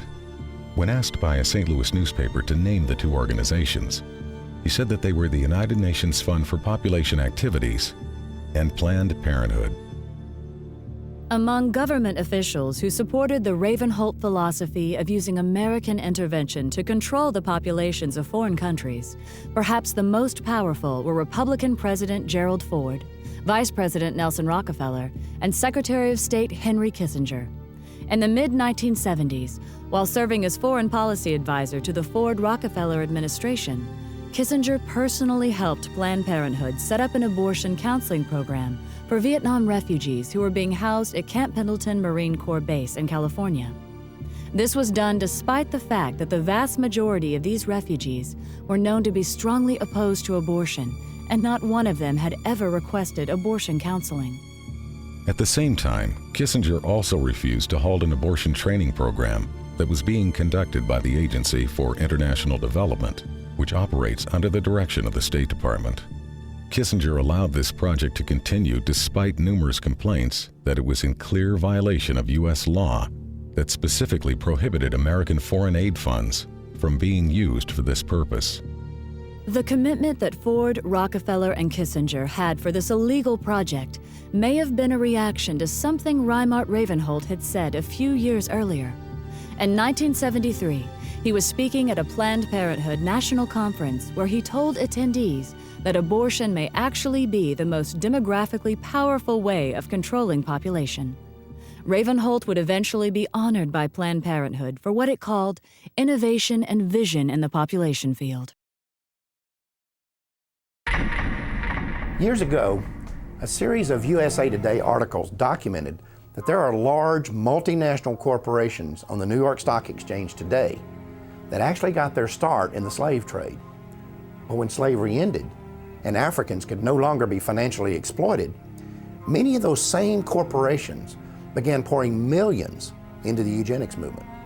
The people they had found so valuable as property, they had little use for as fellow citizens. And again, some of those corporations and foundations and institutions are still around today, and every year they still pour millions into eugenics organizations like Planned Parenthood. In fact, if you look at Planned Parenthood's donor list, it reads like a who's who of corporate America. You also have individual elitists doing the exact same thing. People like Bill and Melinda Gates, Warren Buffett, Ted Turner, and many others have used their own personal fortunes to make sure that the eugenics movement never runs short of money. Of course, if you confront these people or these corporations about their support for organizations like Planned Parenthood, they'll tell you it has nothing to do with eugenics. And if someone is naive enough to believe that, that's fine. But to me, it's like someone saying, yeah, I give a few $1 million a year to the Klan, but I'm not really a racist. After the abortion pill RU-486 was approved for sale in the U.S., the controversy surrounding it kept the abortion lobby from being able to find an American company to produce it. That forced them to look for a foreign manufacturer. And after an 8-year search, a company owned by the Chinese government agreed to manufacture the drug for the U.S. market. The company's management made the decision after the Rockefeller Foundation agreed to provide financial backing for the project. There's also another connection between Rockefeller and RU-486. At the end of World War II, the German chemical manufacturer IG Farben was identified as the company that supplied the gas used in the Nazi concentration camps. The gas was called Zyklon B, and evidence later showed that Farben's executives knew how it was being used. In fact, evidence was uncovered to indicate that Farben engineers had actually designed the gas chambers. This led to some of them being tried at Nuremberg for crimes against humanity, including genocide and slavery. Interestingly, IG Farben was a financial partner with John D. Rockefeller and Standard Oil of New Jersey in a company called Standard IG Farben. In addition, within 3 months after Hitler came to power, the publicity director of Rockefeller Foundation and personal advisor to John D. Rockefeller, a man named Ivy Ledbetter Lee, was assigned the responsibility of directing public relations for IG Farben. After the war, IG Farben would change its name to become known as Hercht AG. Today, Hercht is a gigantic multinational corporation with subsidiaries all over the world, including the United States. Ironically, one of Hercht's subsidiaries, Rusal-Yuclof, is the French company that developed RU-486. In other words, the same company that produced the gas used in the Nazi death camps also produced the abortion pill that is now being used in American abortion clinics. And in both cases, there was a known connection to the Rockefeller Foundation. On the week he was inaugurated, Bill Clinton received this letter from attorney Ron Weddington. Weddington is the ex-husband of Sarah Weddington, the lawyer who successfully argued for the legalization of abortion in the Roe v. Wade case. 26 million food stamp recipients is more than the economy can stand. You can start immediately to eliminate the barely educated, unhealthy, and poor segment of our country. No, I'm not advocating some sort of mass extinction of these unfortunate people. Crime, drugs, and disease are already doing that. I am not proposing that you send federal agents armed with Depo-Provera dart guns to the ghetto. You should use persuasion rather than coercion. Our survival depends upon our developing a population where everyone contributes. We don't need more cannon fodder. We don't need more parishioners. We don't need more cheap labor. We don't need more poor babies. 2 days after being sworn in as president, Bill Clinton issued an executive order that allowed federally funded agencies to refer low-income women for abortions. He also directed that American dollars could be funneled to organizations that promote abortion in foreign countries. The Aid to Families with Dependent Children program is the worst boondoggle ever created. When a sullen black woman of 17 or 18 can decide to have a baby and get welfare and food stamps and become a burden to us all, it's time to stop. Dr. Edward Allred, abortionist, 1980. Edward Allred is the owner of one of the largest chains of abortion clinics in the United States. Not long before Allred made this statement, The Los Angeles Times had reported that his California facilities were handling referrals made by Planned Parenthood. Even as late as the 1960s, the wealthy elite who made up the eugenics movement never tried to hide the fact that their agenda was driven by financial considerations as much as it was driven by the desire to create racial purity. A good example of this was seen in 1967 when eugenicist and Nobel Prize winner Dr. William Shockley caused a national uproar when he stated that it was a waste of taxpayer money to create better schools and welfare programs for what he called ghetto Negroes. He claimed to have research showing that people of African descent are genetically inferior to whites in intelligence and simply not smart enough to take advantage of programs designed to help them. To save taxpayer money, he proposed that the U.S. government implement forced birth control to lower the reproduction of the inferior classes and then issue certificates to become pregnant that would be sold on the New York Stock Exchange. Shockley was a National Committee member of Planned Parenthood and a featured speaker at least one Planned Parenthood conference. When Florida abortion clinic owner Joyce Tarnow appeared on a local talk show, she gave the following reply when asked what America should do to help impoverished nations that are facing starvation or other natural disasters. Time is running out for us. In 1968, Dr. Paul Ehrlich wrote The Population Bomb. And in that book, he stated a thesis that what we should be doing is helping those nations that have a reasonable chance of being able to produce their own food supplies.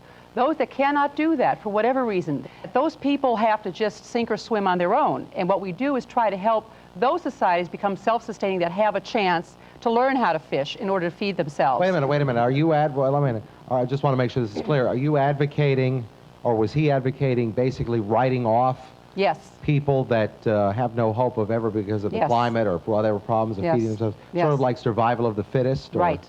And the thing is... You agree with that? Yes, I do.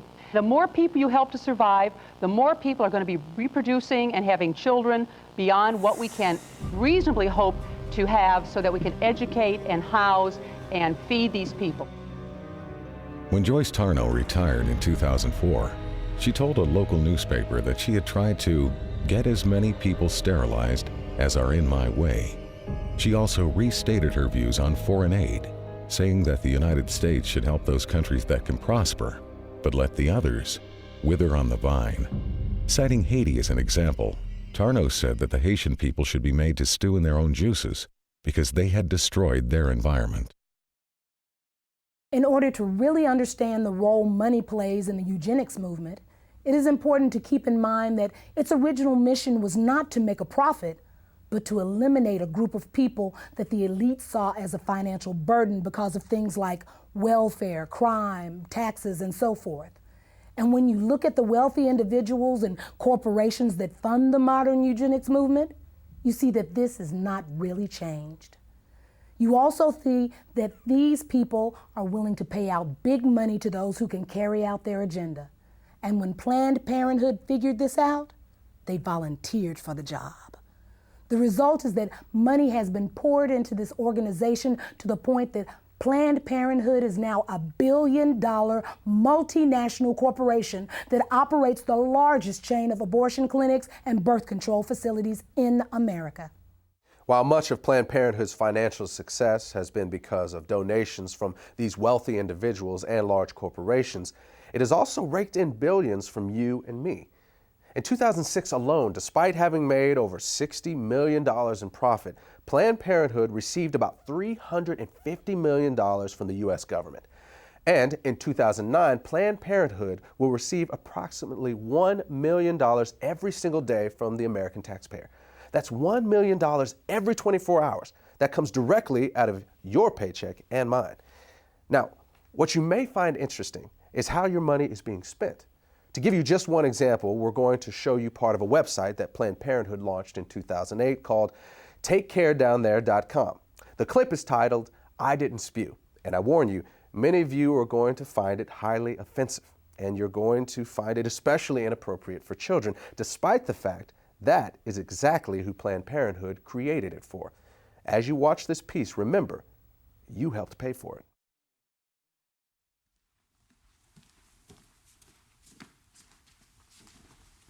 Whoa, Guy, Where's the prophylactic? What do you mean? Look, oral sex is still sex, okay? If it's unprotected, you gotta reject it. What? What? But I didn't even spew. Guys, doesn't matter. Look, if you're having sex or you're getting some blowjays or whatever, you need to use a condom, because you could catch a sexually transmitted infection, even if you don't spew.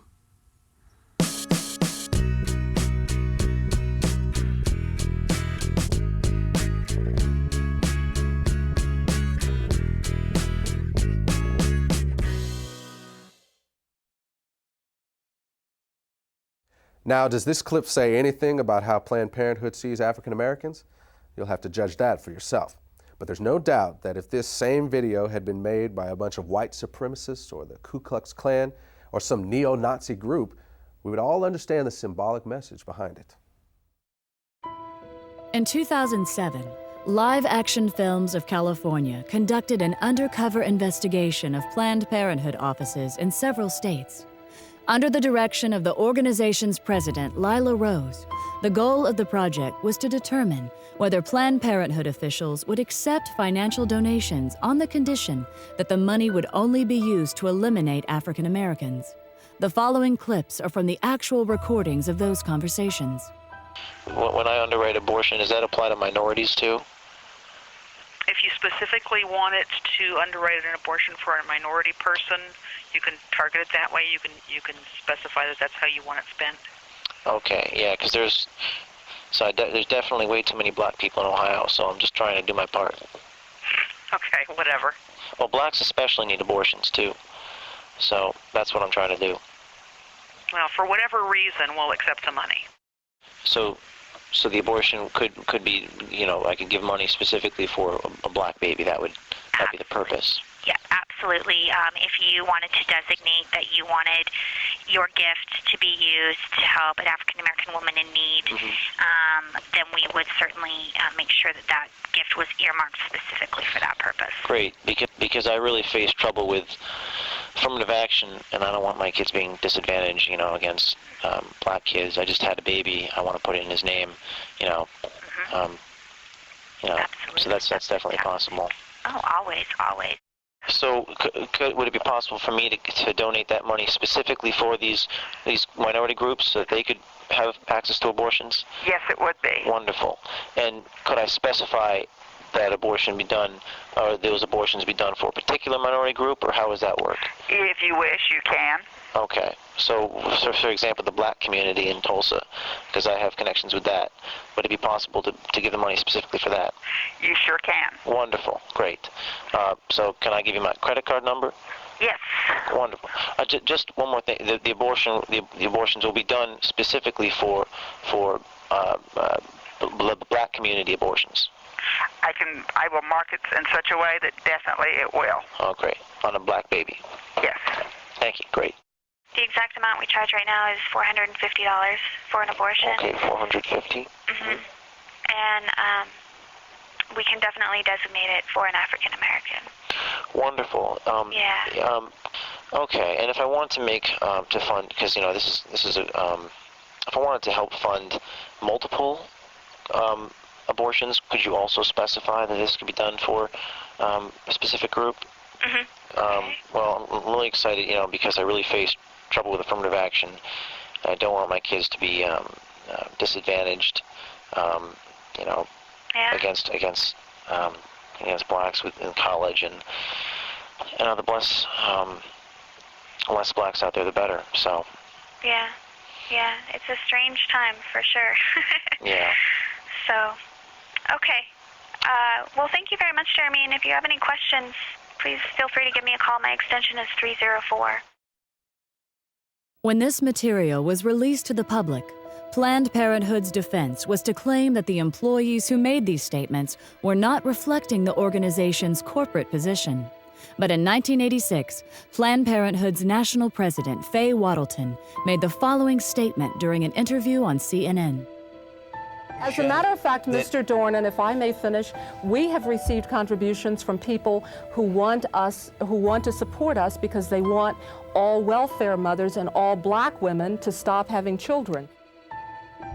What Ms. Waddleton was conceding in this CNN interview and what live action films found in their undercover investigation was acknowledged years before by a previous Planned Parenthood president.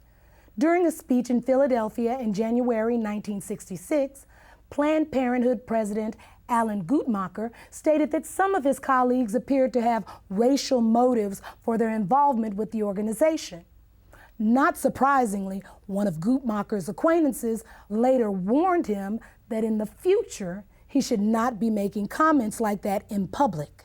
The person who gave that warning obviously understood that Planned Parenthood's racial agendas and attitudes are best kept out of the public. And that has been a philosophy that Planned Parenthood has embraced for many years. To this day, Planned Parenthood has never disavowed either Margaret Sanger or her plans for targeted population control. In fact, the organization's highest award is still named after her and has often been given to people associated with the American eugenics movement, including John D. Rockefeller in 1967. Then, in 2009, the award was given to Hillary Clinton, who said in her acceptance speech that she was in awe of Margaret Sanger and admired her vision. She also announced that the U.S. government was increasing its funding for United Nations family planning programs by 130%.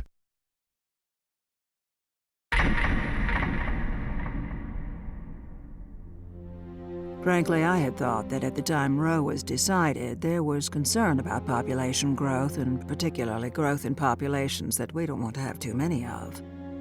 Ruth Bader Ginsburg, United States Supreme Court Justice, July 2009. When it comes to exposing eugenics in modern America, that quote by Ruth Bader Ginsburg is the smoking gun.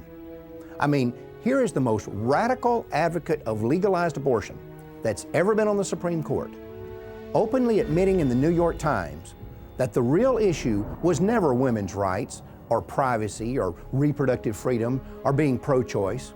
No, what she is saying is that the driving force behind making abortion legal was to exterminate certain groups of people.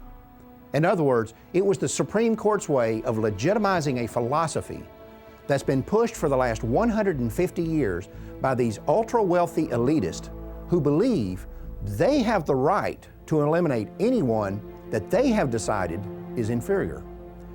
And Planned Parenthood became the golden child of these people because they're the ones who figured out how to put this philosophy into practice.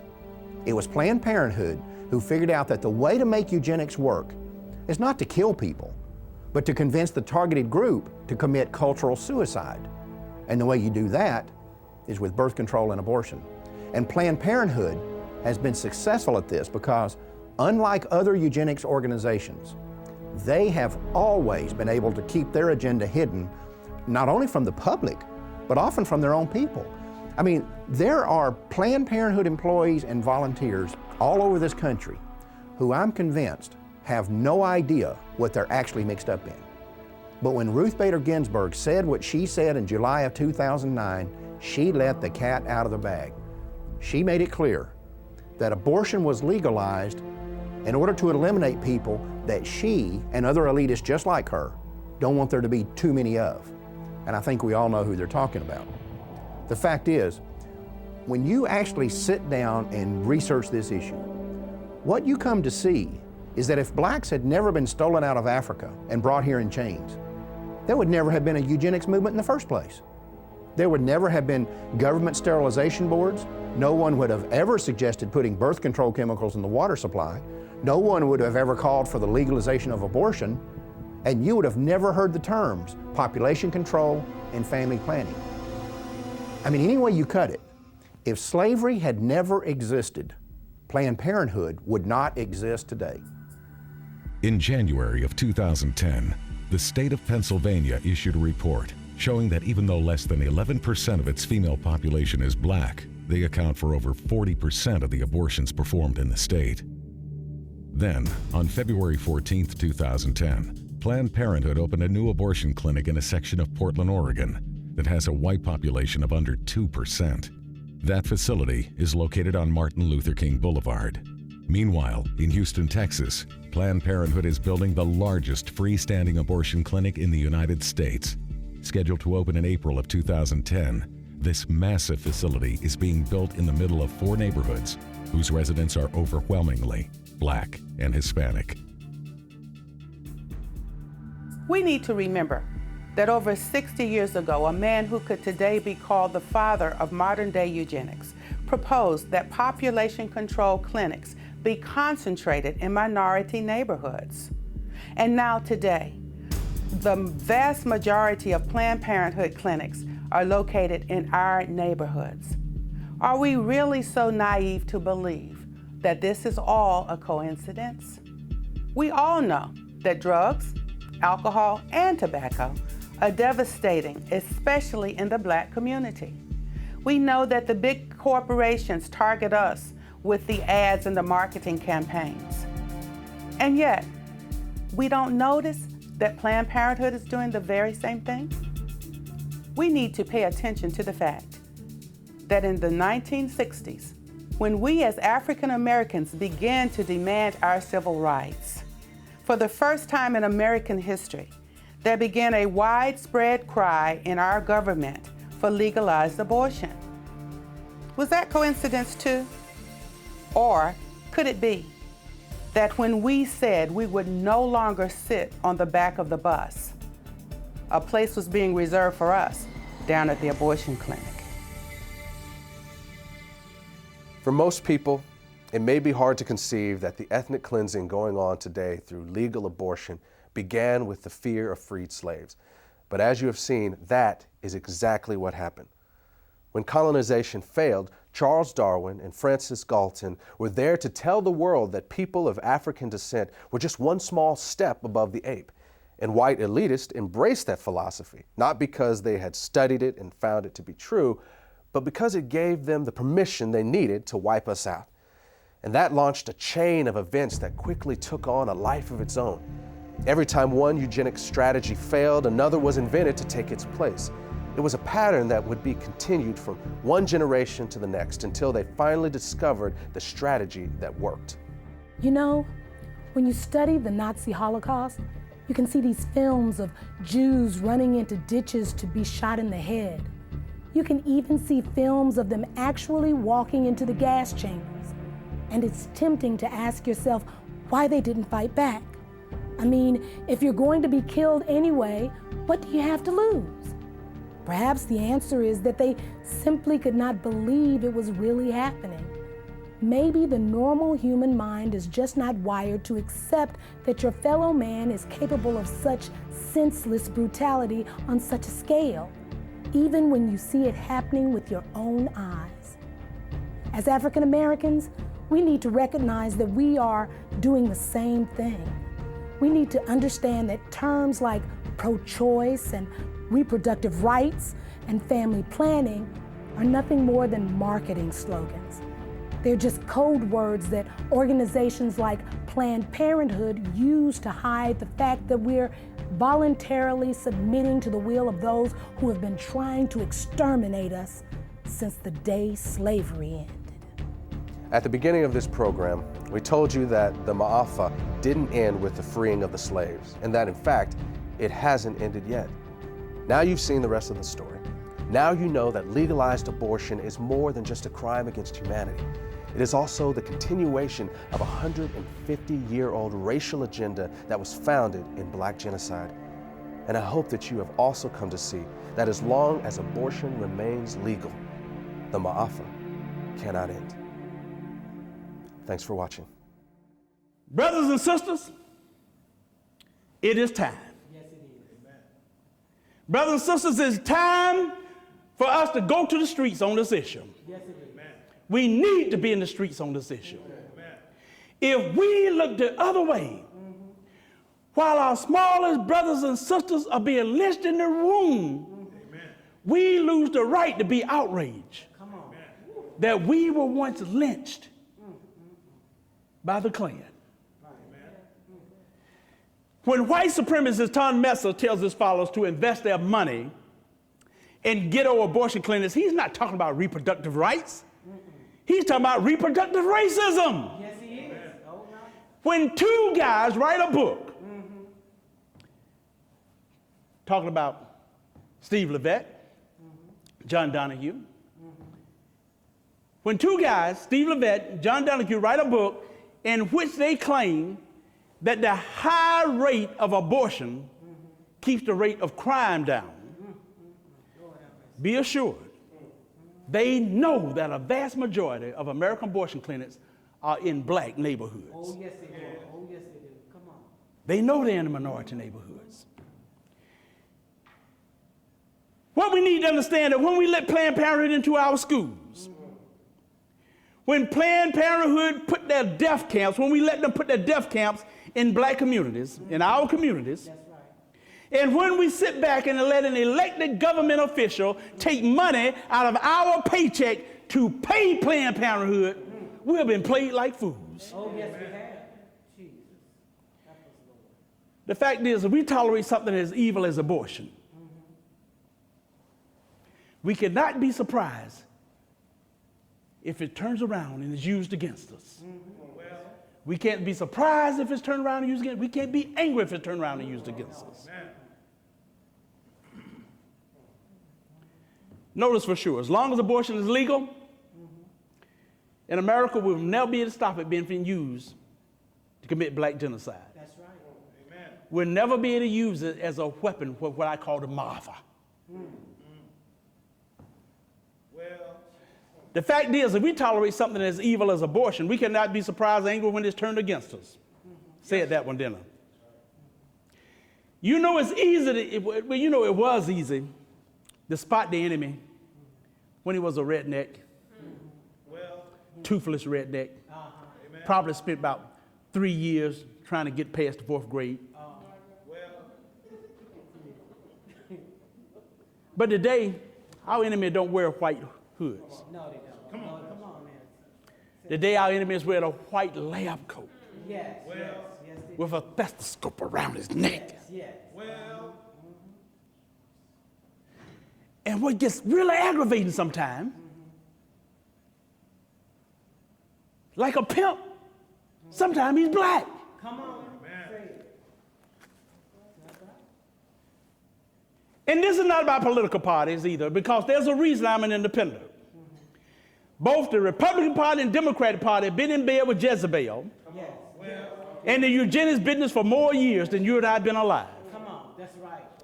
I will also tell you this, every time we vote for politicians who tell us they are pro-choice, it's like we're spitting on the graves of our ancestors. Our ancestors did not break the chains of slavery. No, they did. They didn't escape the plantations and the cotton field just so we could actually then take power and give it to political people who are there to wipe us out. Jesus. That's right. Amen.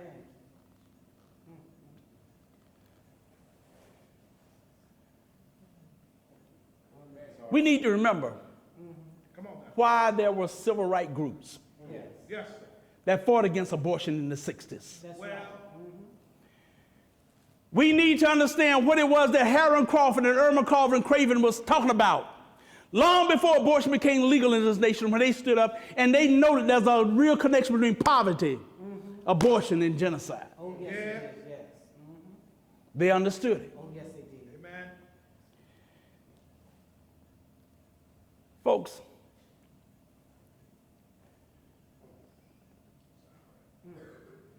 you know, it's time we looked at what's been done to our children. Come on now, Pastor. I had the privilege of meeting Mamie Till in Chicago years ago. Yes. She complimented us on what we were doing. Yes. And my heart was really moved sitting next to her and having this lady look me in the eye and tell me that. Because you remember Emmett Till, and we have to remember what happened. When he was beaten and bludgeoned so bad that most of the time people say, whoa, there's got to be a closed casket. His mother decided, no. She demanded an open casket because she wanted the world to see what they had done to her baby. That's right. Amen. That's right. And it's time we now look and not look away and look what has been done to our children in the womb. Yes, yes, yes. It's womb lynching. Yes, it is. Yes, it is. Yes, it is. Come on now. Now, the point is not that killing a black child is worse than killing a white child. It's not. Regardless of the victim's skin color, That's right. eye color, That's right. or hair color, Come on now. legalized abortion is a crime against all humanity. Amen. Amen. That's Every right. one of us. But it's also, it's like a loaded gun aimed right between our eyes. Jesus. Well, And every time we walk into a voting booth, oh yeah. Come on. and we help elect a politician who says he's pro-choice, by pulling that lever, every time we pull that lever for a pro-choice, we pull the trigger on that loaded gun. Jesus. Woo. Come on now. You say so. And a child dies. Oh Lord. Amen. Yes. It's all right. Come on now. That's true regardless of what party they're in. That's right. Amen. It's true regardless of what office they're running for. That's right. Amen. You and I know there's a lot of pro-choice politicians. They will concede. They'll say, oh, well, yes, we know that abortion is the taking of a human life. They'll admit that. And then they turn around right around and say, but it should be legal. Yes. Well. And I have to wonder, why? No, in fact, I don't even have to remember why. I just wonder how many Come on. How many? of these politicians who know that abortion is mass murder tolerate it because they think the right people are being murdered. Well. Jesus. Now, I don't know the answer to that question. But I do know this. I know that if the Klan, with or without their hoods, Come on. were to open up a whole chain of abortion clinics, Right. and they were to concentrate them in the black communities, Right. we would be smart enough to know what's going down. Yes. Amen. Yes. Amen. Amen. But I'm telling y'all something, brothers and sisters. We should be smart enough to know what's going down now when Planned Parenthood and these other abortion businesses do the same thing. Do this exact same thing. That's right. The time has come for us to wake up. Yes. The time has come for us to realize that we, our people, are no longer being illegally lynched one or two at a time at the end of a dirt road. It's time for us to realize that our people are being womb lynched. Yes. Yes. Yes. It is time to realize they are being legally ripped to shreds by millions in air-conditioned rooms with sweet, soft elevator music playing in the background. It is time for us to realize that we are in a war. We're in a war that if we don't become involved and we try to look the other way, it's going to wipe us out. It's called black genocide. It's time that we realize we have found the weapon of mass destruction, and the weapon of mass destruction is the suction machine in Planned Parenthood. Come on. That's right. Amen. That's right. Amen. That's the truth. Knowing what we know now, Yes. we can no longer look the other way. To end this MAAFA in the 21st century, we as a people will have to do something. To do nothing is not an option.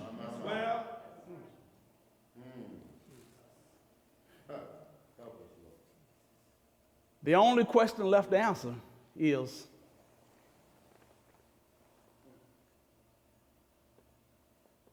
what are we going to do about it?